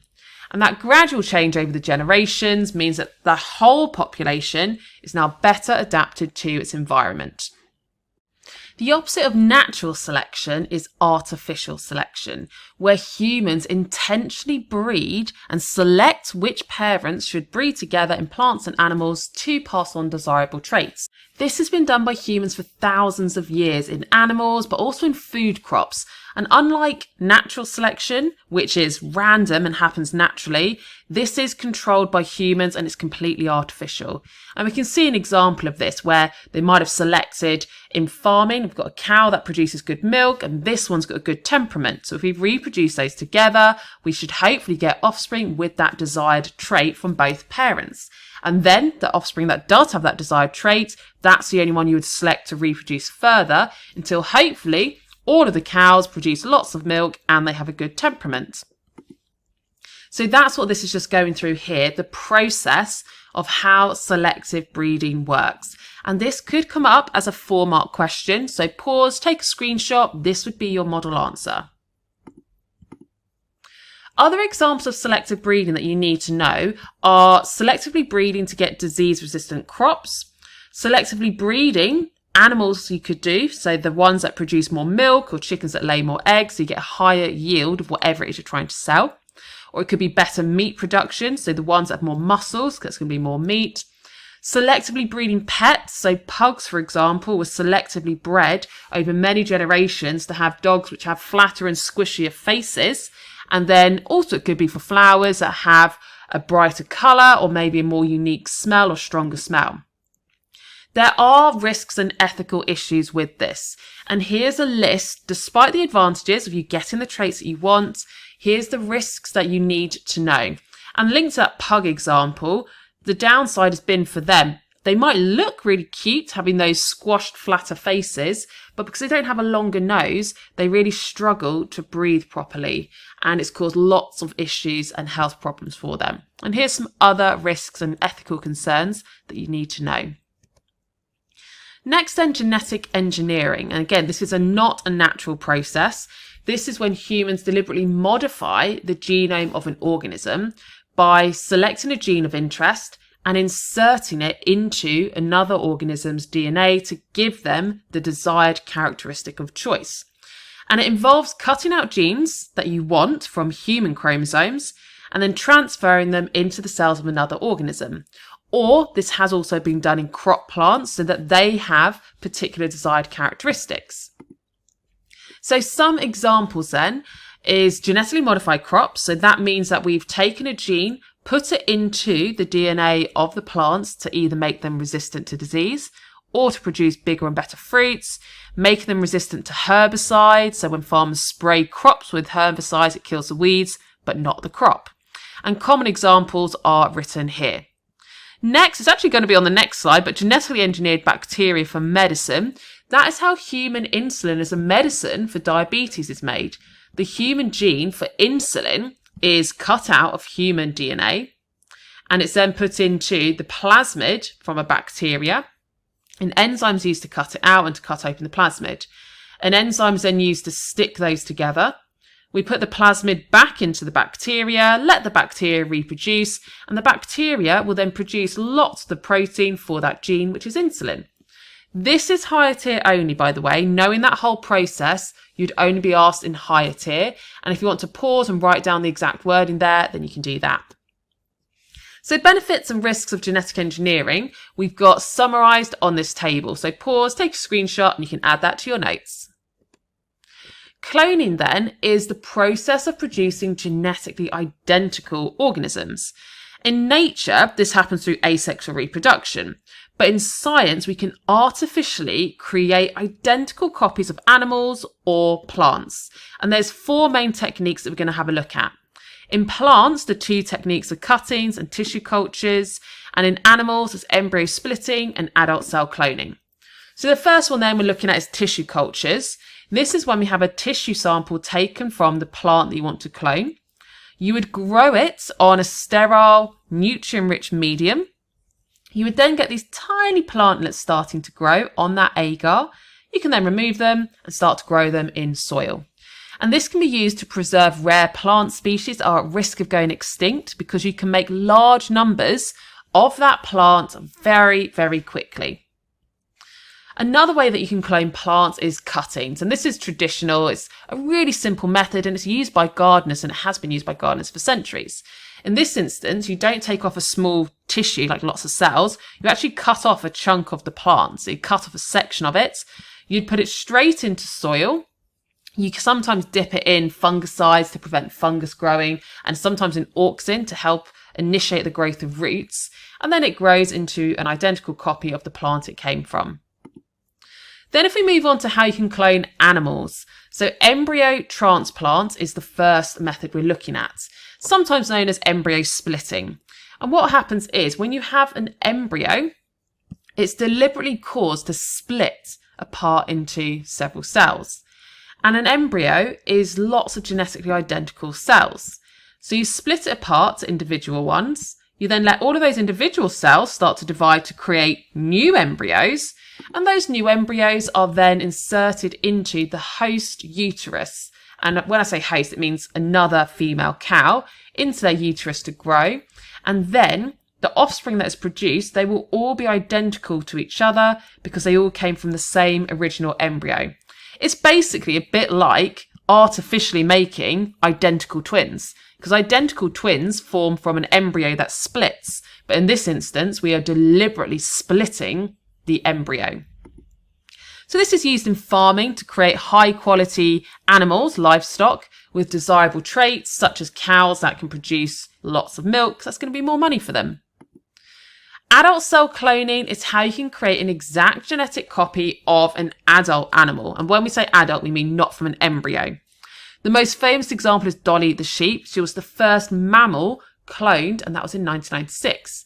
So the way this is done is a nucleus is removed from an unfertilized egg. And we can see that here. We've removed the nucleus and now we've just got an empty egg.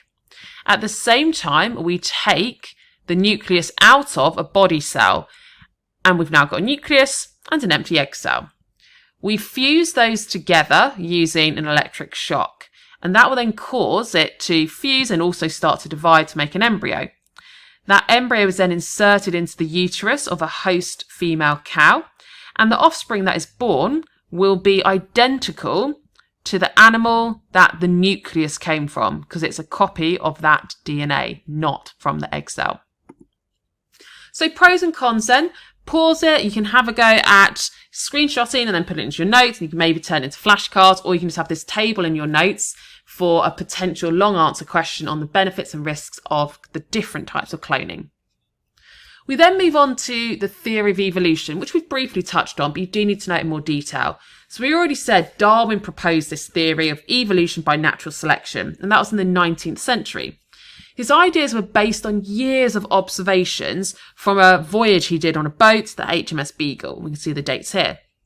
During his trip, Darwin studied a wide variety of species, and you might have heard of Darwin's finches because he studied finches, a type of bird in particular, looking at how their beak shape differed depending on which island they were on out of the Galapagos Islands and the food that was available on that island. So this is what he started to hypothesize about natural selection. So he said that the organisms within species show variation. So number one, he said no two individuals were exactly the same. He said some variations provide a survival advantage. So the fact that there's variation, some individuals are more likely to survive than others, and they can then reproduce and pass on those characteristics. And that was number three. In 1959, Darwin published the book on the origin of species, explaining all of this about how species evolve over time through natural selection. But it wasn't widely accepted. People didn't believe this theory initially, and that was because it challenged religious beliefs. There was limited scientific evidence at this point because they didn't know about genes and DNA and alleles and how it all worked in terms of inheritance. And that links to this final point as well. The mechanism of inheritance just wasn't known yet. It wasn't until Gregor Mendel's work on genetics in the 1960s and the discovery of DNA in 1953 that there was enough evidence that people started to believe this theory more. Over time as well, there was more fossil evidence as well as that genetic research, which is why it's now far more widely accepted. Now, there have been other theories of evolution. So Lamarck's theory came before Darwin's, and his theory was that organisms change during their lifetime to deliberately adapt to the environment. And these changes or acquired characteristics and traits were able to be passed on to their offspring. So, for example, he believed that a giraffe would stretch its neck and make its neck grow longer so it could reach the higher up trees, and that longer neck trait was passed on to the offspring. Now, this was rejected because there was no evidence that acquired traits could be inherited. When they did experiments to try and prove it, they failed and showed that it wasn't the case as well. And the discovery of genetics and DNA confirmed that it is only inherited genetic traits that are passed on, not traits that you acquire throughout your lifetime. So here's how the theory of evolution has developed over time. We start with Charles Darwin. We haven't actually got Lamarck in here, but he was before that. Charles Darwin, he proposed this theory. Then from research from Mendel and also fossil discoveries, and also Watson and Crick's discovery of the DNA structure, that evidence helped to support Darwin's original theory. Charles Darwin is widely credited, and that's probably the only person you've heard of, for this concept of evolution by natural selection, but he was not the only scientist involved in this. Alfred Russel Wallace, who was a naturalist and explorer, he also came to the same conclusion, but Darwin published the book first. So here's a little bit of information about what Charles Darwin did versus what Wallace did and their joint work together. So speciation, this is how a new species could form. And when a single species gradually splits into two new species. And this links the idea of natural selection and evolution, but it's happening in two separate populations. And it will continue to happen until these two separate populations can no longer interbreed to make fertile offspring. This is quite a common long answer question, which could be just describe the process of speciation, or it could be linked to an application question where you're given an exact example of a new species that is formed. But these would be your key marking points. You always have to point out that that original population of the species become isolated or separated so they can't reproduce together anymore. And that could be by a physical barrier like a new mountain range or an ocean. Both populations that are separated will have random mutations happening, so they'll have different genetic variation. They might be exposed to different environments and different selection pressures, meaning things that are causing some individuals to survive and others to die. And that means over many generations, we'll have a different selection of alleles being passed on in these two populations. until over many, many generations of natural selection occurring separately, they become so genetically different that they cannot interbreed to make fertile offspring. And therefore, a new species has formed, and we've got 2 new species, and the original one is now extinct. So the understanding of genetics, we briefly mentioned Gregor Mendel in that table, but a bit more about what his discoveries were. So he worked in the mid-19th century and he looked at peas in particular. And from looking at the peas, the flower colour, the seed shapes as well, he came up with these 3 conclusions. That inheritance is controlled by units. He didn't know about DNA then. Those units are now what we call genes. He also said that traits are inherited in predictable ratios, which is now what we do in our Punnett squares. And he said the units do not blend. And what he meant by this was the traits are passed on unchanged. And we know that because we have a gene is passed on from one parent to the offspring, and that gene or allele, the version of the gene, is not going to be changed. Mendel's work was groundbreaking, but it wasn't accepted for a long time, just like Darwin. And that's because scientists didn't know about DNA and chromosomes yet, so they couldn't explain what he was actually saying. Mendel was not well known in the scientific community, so most people ignored him, sadly. His ideas also contradicted what people currently believed, and therefore, because people used to think traits were blended together rather than inherited separately, they just didn't believe him. So here is another layer or more detail of how this development of genetics has changed over time. Most of this is the same as the previous one, but we're now adding in as well this modern genetics where we've been able to sequence the human genome and also do gene editing as well, which is our types of genetic engineering. Now, I just wanted to point this out here. You can skip past this if you want because Rosalind Franklin is not on the GCSE spec. You do not need to know about her. However, I felt it was important just to make you aware that the female Rosalind Franklin was a British scientist who was involved in this, yet she has never been credited for her work. She never got a Nobel Prize. Other people involved did, and I think she should be recognised, but she wasn't. So here's a bit of information about Rosalind Franklin if you want to find out about her.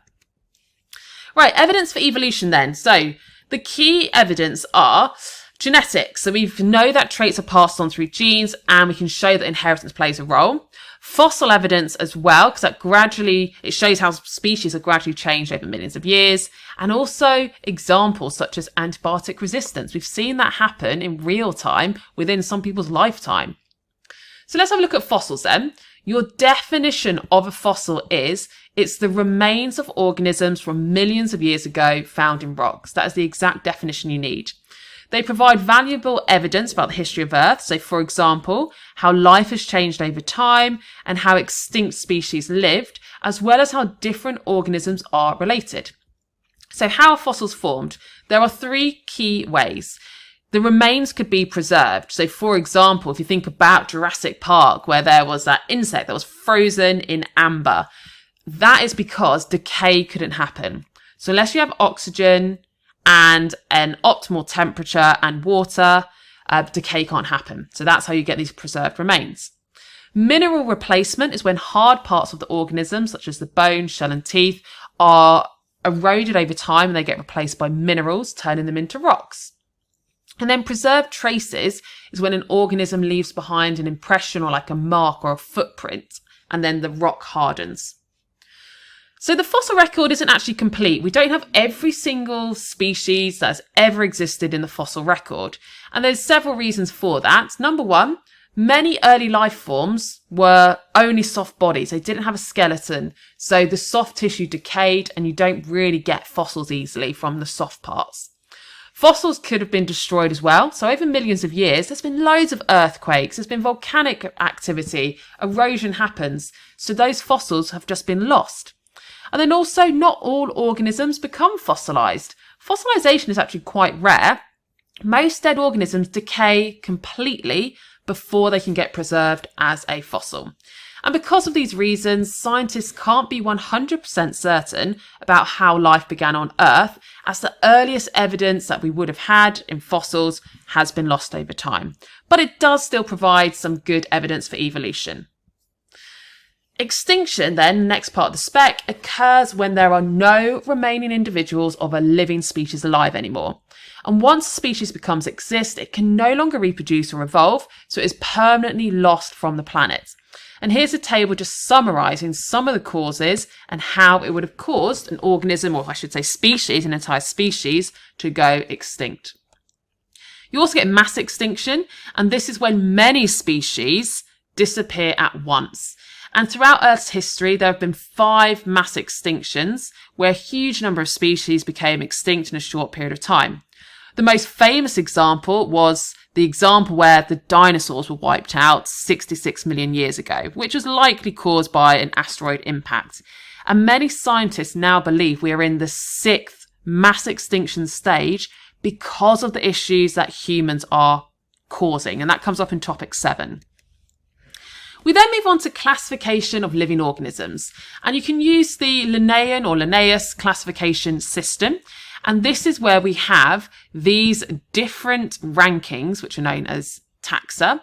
And traditionally, living organisms have been classified based on their structure and characteristics. And Linnaeus grouped these organisms into this hierarchy system.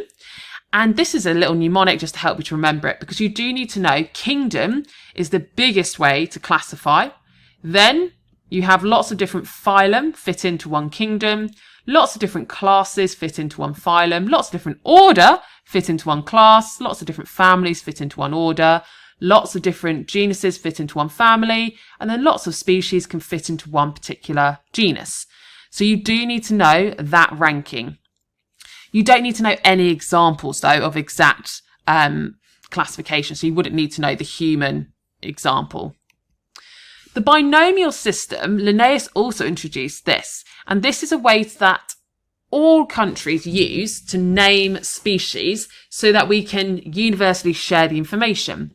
For example, Homo sapiens is the scientific or binomial naming system for humans, where Homo is our genus and sapiens is the species. So you could get exam questions where they just write the name for you, and then they might say, what is the genus? What is the species? And you can work it out because the first word is the genus, the second word is the species. The 3-domain system is a more modern classification system, and because there's been advances in technology, so for example, more powerful microscopes to study cells, and we now can do DNA sequencing to look at a genome, we were able to come up with a more accurate way of classifying organisms, which is the 3-domain system.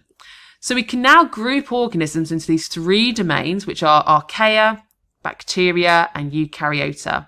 It used to be that the archaea and bacteria were grouped together, but now we know they are genetically different or genetically distinct enough to be classed as different, and that's why it's split into those 2 groups. And here is what each of those terms mean. Evolutionary trees are another way that we can look at changes in species over time. And in particular, evolutionary trees show us how species are related to each other based on common ancestors. And common ancestors means the most recent species that we have evolved from. So we can see here, we've got a common ancestor between the chimpanzee and the bonobo. We've got common ancestor here between the chimpanzee, bonobo and human. We've got common ancestor here between all 4 of these, and then a common ancestor between all 5. So the branches show evolutionary relationships and species with common ancestors connected by the branches. Common ancestors from longer ago in time will be at the base if it's going up vertically, or they'll be on the far left if it's a horizontal one. And fossil evidence and genetic data is how scientists have been able to create these evolutionary trees. So that takes us to the end of topic 6. Pause, have a go at these questions to test yourself. I'm going to go straight on to show you the answers though, so you can mark it after you've paused and had a go. So here are your answers for these exam questions. Pause so you can mark them. So topic 7, we begin by looking at communities, and an ecosystem is made up of all living things or organisms, which are your biotic factors, as well as the non-living parts, which are abiotic factors. These organisms interact with each other and with their surroundings to form a stable system. So a bit more then about these levels of organisation within an ecosystem. We start with the smallest level, which is an individual, so just one living thing. A population consists of multiple individuals, but specifically they're the same species living in one area at the same time. The next level up is a community, and this is made up of the different species that are all living in one shared habitat at the same time. And then the largest level is an ecosystem, which is looking at the interaction of the living and the non-living parts of the environment. And here we can see the increasing levels of organisation when you're considering this in your ecology part of the topic.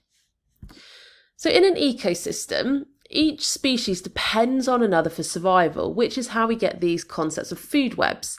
And this is interdependence. That's a key term that comes up, knowing that the relationship of one species depending on another, they are interdependent. So if we do link that to this concept of food webs, what we mean is if one of these species went extinct, it has a knock-on effect on them all. So let's say the vole went extinct. That would now mean the hawk population is going to decrease because they eat the voles. And the insects here are going to increase because the voles aren't there to eat them anymore. But if the insects increase, that means they're going to be eating more grass. So the grass is going to decrease. That's going to affect the rabbits and so on and so on. So it's looking at how if you just remove one species, because they're all interdependent, it's going to have a knock-on effect. And if you have a stable community, that's one where all species and environmental factors are in balance, meaning population sizes remain fairly constant over time. If we have a look at competition then, which is linked to the idea of biotic factors, because it's two living things competing for limited resources. For example, plants, they compete for light for photosynthesis, water for photosynthesis, they might compete for space, nutrients in the soil as well. Animals can compete for food. If it's the same species, they compete for mates as well. They could compete for territories as well. And species have evolved to have adaptations to help them to survive in their particular environment and be better able to compete as well. And there's three types of adaptation: structural, behavioural, or functional. Next then, abiotic factors. These are the non-living parts of an ecosystem. So for example, light intensity, temperature, moisture levels, soil pH, mineral content, wind intensity and direction. And you need to know that these are non-living factors that affect the survival of living things, organisms. And you might have to suggest why. So light intensity links to photosynthesis, temperature links to enzyme-controlled reactions, moisture levels, water is needed by all living things for different chemical reactions, pH affects enzymes, mineral content could link to nitrate ions and magnesium ions, and wind intensity could link to either seed dispersal or rates of transpiration. Carbon dioxide levels also impact plants for photosynthesis, and oxygen levels for animals that live in water, because the amount of oxygen dissolved in the water will impact aerobic respiration. Biotic factors, these are the living components of an ecosystem. And when a biotic factor changes, it can have a direct or an indirect impact on a community. So some species numbers might increase if conditions become more favourable, while others may decline if they struggle to compete for resources. So the sorts of things to consider are the availability of food, because food is always a biotic factor, because whether you eat plants or animals, those are living things. New predators arriving can impact whether the prey are going to survive or not. Pathogens as well count as biotic factors, and also the idea of competition. Now, thinking about the idea of competition takes us back to those adaptations that I mentioned. Here are the three types of adaptations that plants and animals can have to better survive in their environment. So behavioural, that is how an organism behaves. So it could be desert animals only coming out at night because that's when it's cooler, or it could be penguins huddling to keep themselves warm.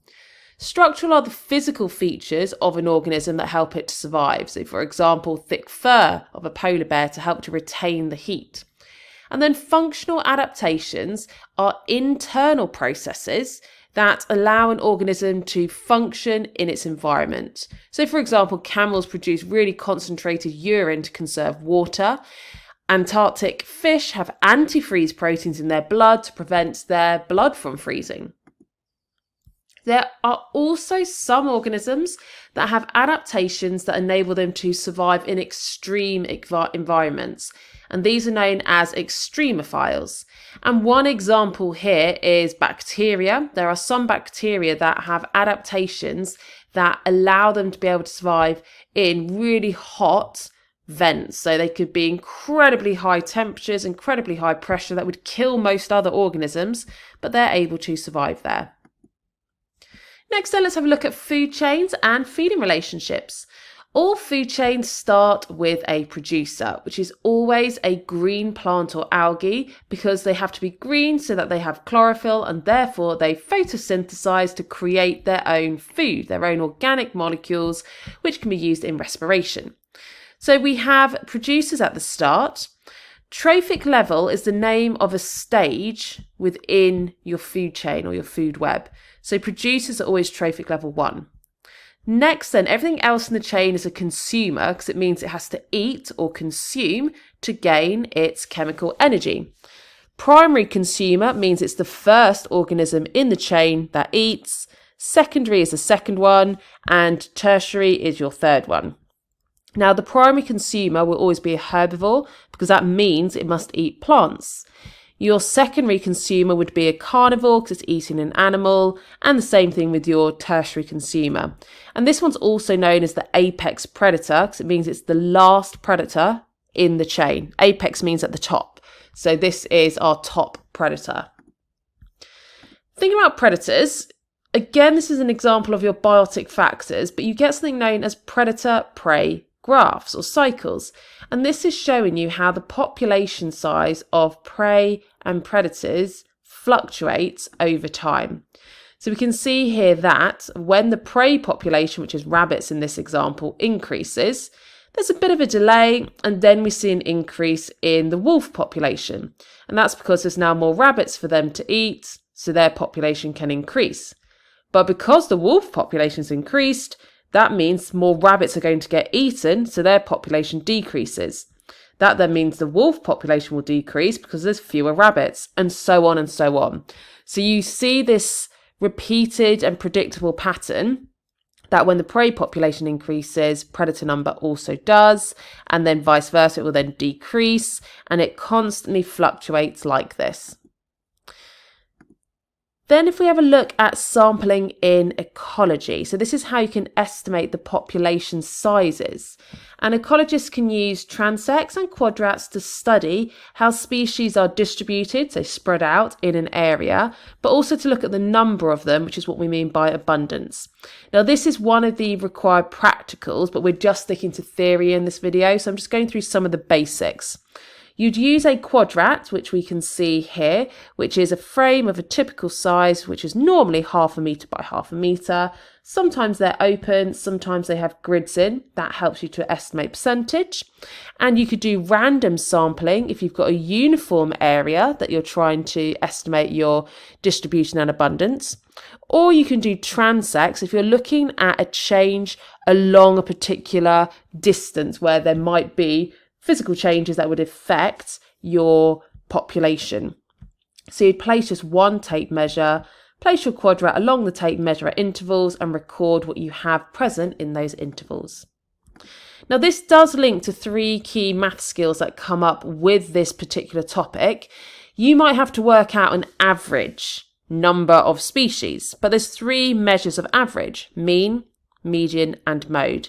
So here's just a quick recap on what those 3 measurements mean. You could be asked to say what they mean or calculate them. We then look at cycles, and we start with the carbon cycle. The carbon cycle is really important because it's how carbon, which is a key element found in so many different molecules in all living things, such as carbohydrates, proteins, and fats. So knowing how it cycles round is important, so we know how it is constantly able to be used and reused within our ecosystems. So we have photosynthesis is one key stage. That's when plants are going to take in carbon in the form of carbon dioxide and form glucose.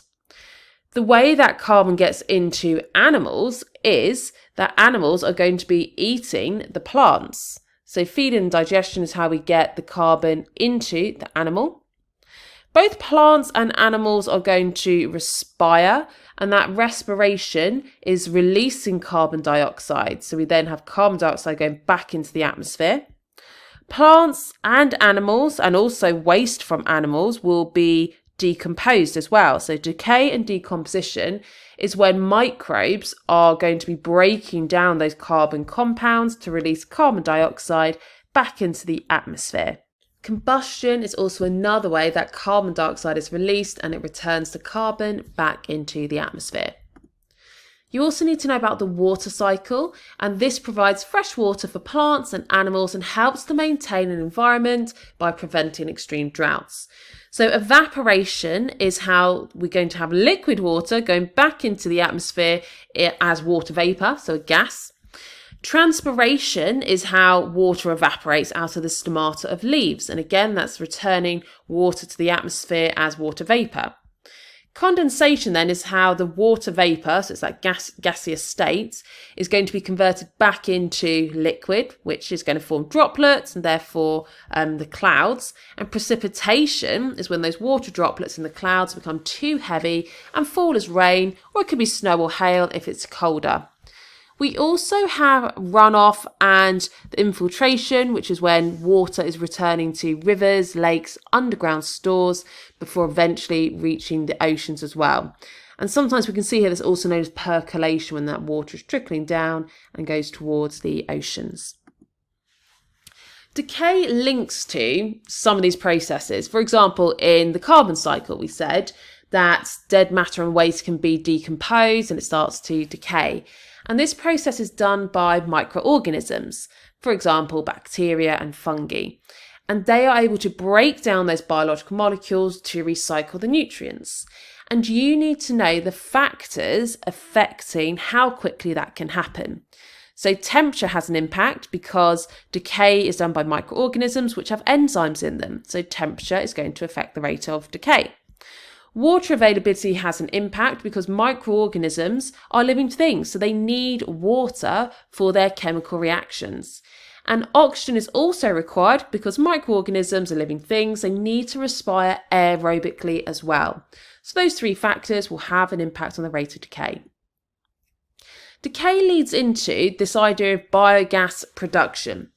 So biogas is something that gardeners and farmers can actually produce themselves. And they use decay to break down organic waste into compost, which is used as a natural fertiliser. But also by providing the right conditions, you can speed up that decomposition based on what we said in the previous slides. If you want to get your compost, so have a really nutrient-rich soil quicker, you need to make sure that there's plenty of oxygen, there's moisture available, and it is warm enough. Now the link here to biogas production is it can use this waste material, however, it's anaerobic decay, which means we don't have any oxygen present. And microorganisms, when you put them in these anaerobic conditions with the waste matter, they will still break it down, but instead of producing carbon dioxide, they produce methane gas. And that is what comes out of your gas tap. So it's a gas that can be burned and used to supply energy. We also need to know about the impact of environmental change, but this is higher tier only. So we've talked about how you could measure the distribution of species in your ecosystem, but you need to know how that distribution can change if the environment changes. And that could mean that some species go extinct in certain areas. And these changes that we see might just be seasonal. They could be in particular locations, so geographical, and sometimes they're also directly caused by human activity.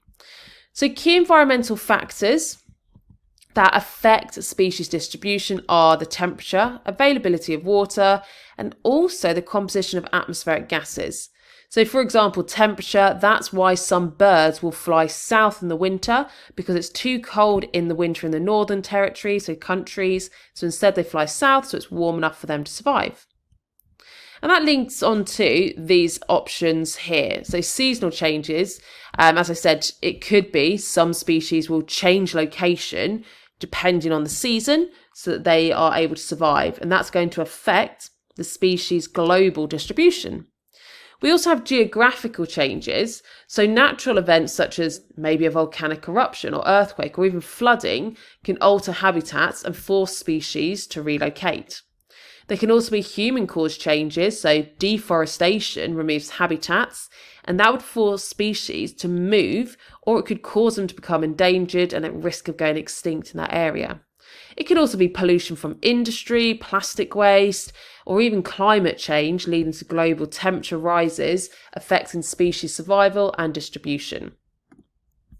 We then go on to biodiversity, and this refers to the variety of all the different species of organisms on Earth within an ecosystem. Having a high biodiversity is really important to make sure your ecosystem is stable. Because if you've got high biodiversity, that means you've got lots of different species and lots of individuals present of each species. So if one species is affected, so maybe they start to decline in number, then there should be other species that can compensate to prevent a whole ecosystem and food web collapse. So there's different types of things that can reduce biodiversity, starting with pollution. And you need to know about water pollution, air pollution, and land pollution. So if we start with water pollution, this could be untreated sewage going into waterways, fertilizers from farms going into water, toxic chemicals from factories, and even plastic pollution. And if these get into the water system, then they can have big impacts. So strategies to try and prevent that type of water pollution from causing a reduction in species and also individuals surviving are things like making sure that sewage is treated before it's allowed to flow into water, try and getting farmers to reduce the fertilizer use, using renewable energy so we're not having to use as many things in the factories that might produce toxic chemicals, and then recycling and reducing plastic waste are going to help to prevent those microplastics and also larger plastics in the water that can impact plants and also animals. Next on the list, we've got land use. So for land use, humans can reduce the amount of land that was naturally available for wildlife for these 4 key reasons. They might use land for buildings, they might use land for quarrying, they might use land to dump waste, so like landfill, or they might use it for farming. Peat bogs kind of links to this because it's a type of natural habitat linking to the idea of land use, but peat bogs are waterlogged wetlands. So basically really wet and muddy areas, and they store lots of carbon within that waterlogged wetland, as well as supporting rare species that can only survive in that particular habitat. So the reason these are getting destroyed are peat, which is what we call the mud and the soil found in these waterlogged wetlands, can be removed and dried out, and it's a really fertile compost. It can also be burned and release a lot of energy as a cheap fuel. So that's why they started to get dried out and the soil was removed. However, the issue was you're destroying a really rare habitat supporting these rare species. Because it's burning the contents, you're releasing a lot more carbon dioxide into the atmosphere, impacting global warming as well. And they're very slow to regenerate these natural habitats. So the conflict we have here is, yes, it's useful to have higher quality soil so we can grow more crops for higher yields and it supports farmers.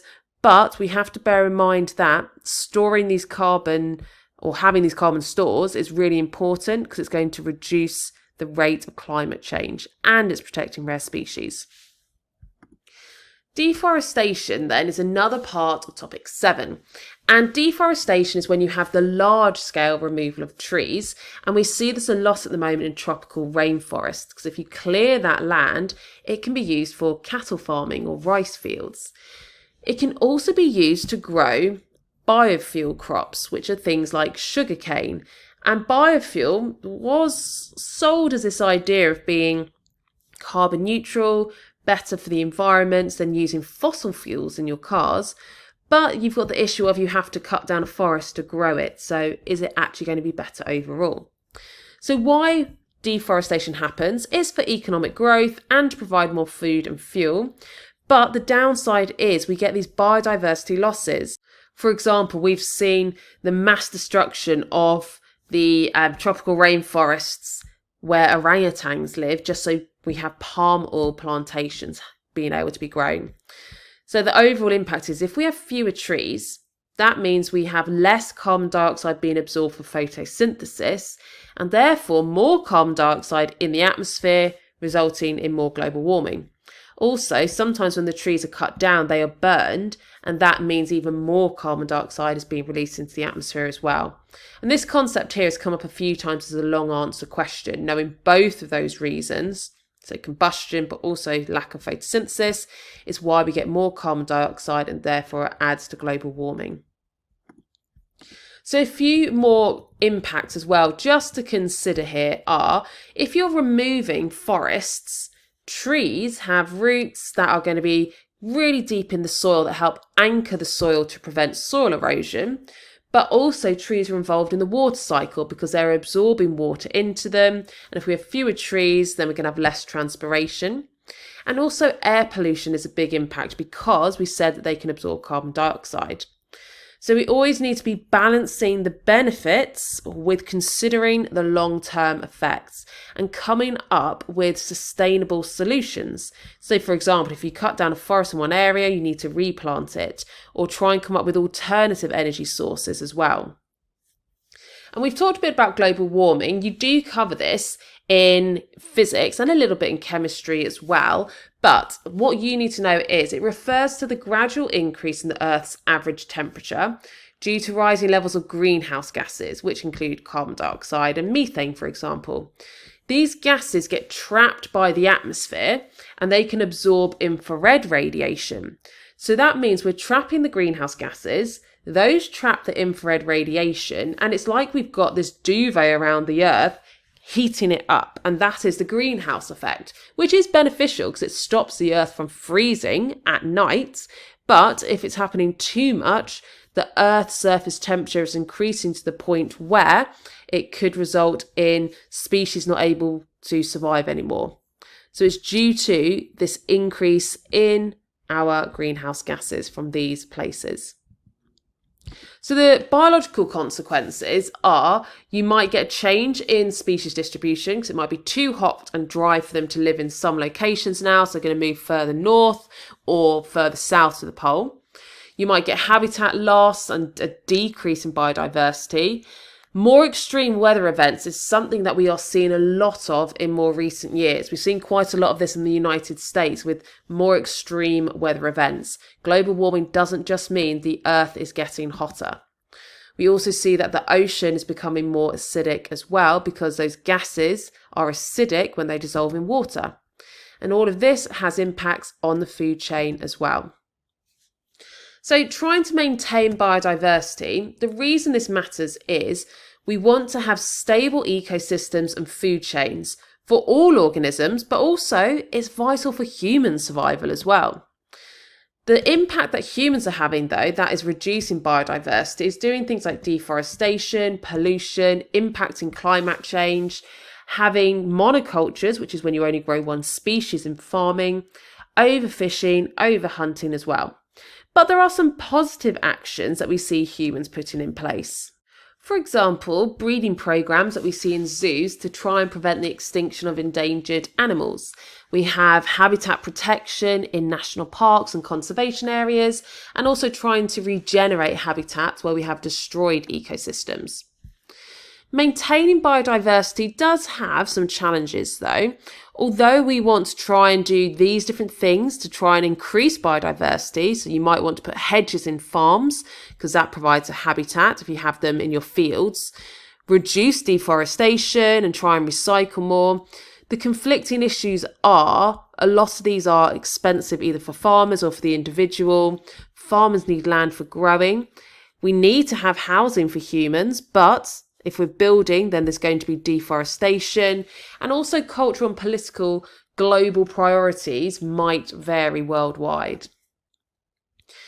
If we then go back to the concept of food webs, and we're going to be going into pyramids of biomass, but this is just a recap of what we said earlier. And you might want to just pause and screenshot it so it can go into your notes summarising the trophic levels. But how this links to pyramids of biomass, biomass, first of all, is the total mass of living material at each trophic level in a food chain. And it represents the amount of energy that's available to individuals in the next level of your food chain. And we can represent it as literally a pyramid diagram. And it is always pyramid shape because the biomass decreases as you move up the food chain. So let's take a look. This here is what we mean by a pyramid of biomass. So it starts widest and it gets narrower and narrower. And every layer of this pyramid is representing the population size of the individuals, so that particular species, in our food chain. So we start with oak trees. They have the biggest biomass. Then we have caterpillars, blue tits and sparrowhawks. And what we mean here is not just how big that organism is. As we said, biomass is the living material at each trophic level. So it's the amount of energy available. So biomass does decrease as you go further up a food chain. And that's because energy is wasted at every stage in the food chain. And in fact, only about 10% of the biomass is passed on each stage. 90% is wasted. And there's different reasons for that. Sometimes it might be that not all of an animal is eaten. So we don't eat fur, shells, bones. So that's wasted biomass. Energy gets lost in respiration. So that then can't be consumed and eaten from the animal because it's already lost.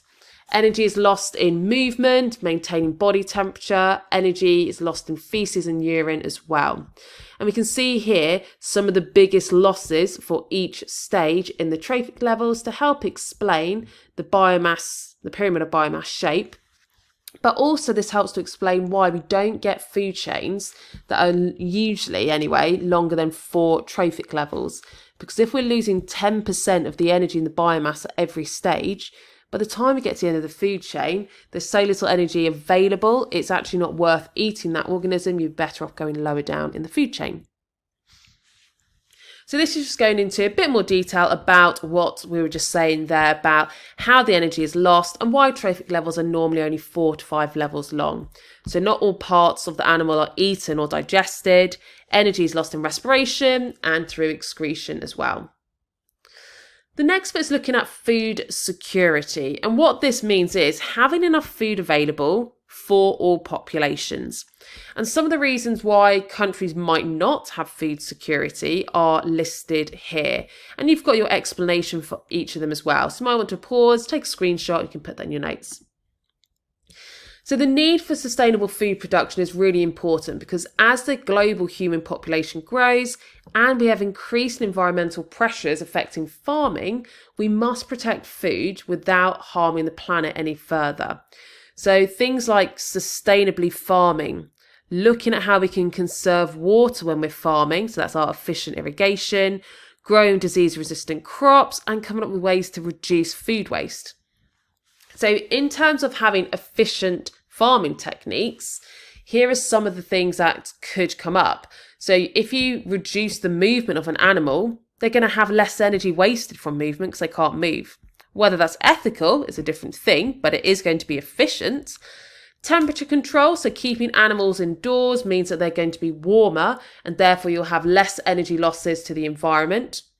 Animals are sometimes given high protein diets, so they grow more rapidly. And then these things down here are to do with some of them, plants and animals, but on the whole, these are to do with increasing your plant production. So the pros and cons of these modern farming techniques I've got listed here, as this could come up as a potential 6-mark evaluation question. So you can pause that and take a screenshot. Now, a specific example you need to know is sustainable fishing. And what this means is we are fishing in a way that means we aren't causing all the fish to go extinct and they are able to survive future generations. So we have to prevent the extinction of them. It's important because we don't want animals to go extinct. Also, it means that we are having long-term food supplies, but also jobs for people who do fishing for a living. And it helps to protect the entire marine ecosystem and food webs as well. So if we don't put in actions to make sure fishing is sustainable, then eventually fish stocks will decrease and collapse. That means there will be job losses, there'll be food losses, and will permanently damage the oceans. So here are some ways that fishing can be made more sustainable. So sometimes there are fishing quotas, which means there's a limit on how many fish can be caught. Another one is the size of the net, so bigger holes so that small fish, which are probably younger and haven't reproduced yet, are able to escape, and only the bigger ones are caught. There's sometimes bans in particular seasons, which are known to be the breeding seasons, to make sure that there is time for fish to breed, so that it'll be replacing the fish that are caught. And also some marine areas are protected and you can't fish in them because that is where fish go to breed. The last bit in topic 7 is the role of biotechnology in food sustainability, but also in agriculture and in medicine. And biotechnology is when we're using biological processes and microorganisms to help. So number 1 is producing mycoprotein, which is a protein-rich meat substitute made from the fungus Fusarium. The brand name is Quorn, so you've probably heard of Quorn. It involves growing large vats of this fungus using glucose as its food source in aerobic conditions. And that's how we then get lots and lots of it being produced, and we get corn. So we can see here the optimal growing conditions. We need to have air being bubbled in, so there's oxygen because it's aerobic conditions, the paddles to distribute the oxygen and to make sure the temperature is even because there's enzyme reactions happening, and it'll help to distribute the glucose as well. There's also a water jacket where we have the cool air going around it to make sure it doesn't overheat, because that would denature enzymes also. And it needs to be completely sealed and sterile so that we don't have other microbes growing which could contaminate it, which might mean that we produce toxins, or they might just outcompete the fungus Fusarium. So the advantage of it is it's a sustainable way to grow food, and it's very quick to make. It's actually very low fat and high protein, so it's a healthy alternative to eating meat as well. And it's suitable for vegetarians and vegans. Next option is genetic modification in agriculture. So this is when scientists can alter the DNA of crops to improve certain properties. Golden rice is an example that has happened, where rice was genetically modified to contain more vitamin A to try and help prevent blindness. And that's why it looks more golden, because it's that vitamin A. In reality, it didn't actually work very well outside of the lab though, unfortunately. You can also make drought-resistant crops. They can survive in dry conditions.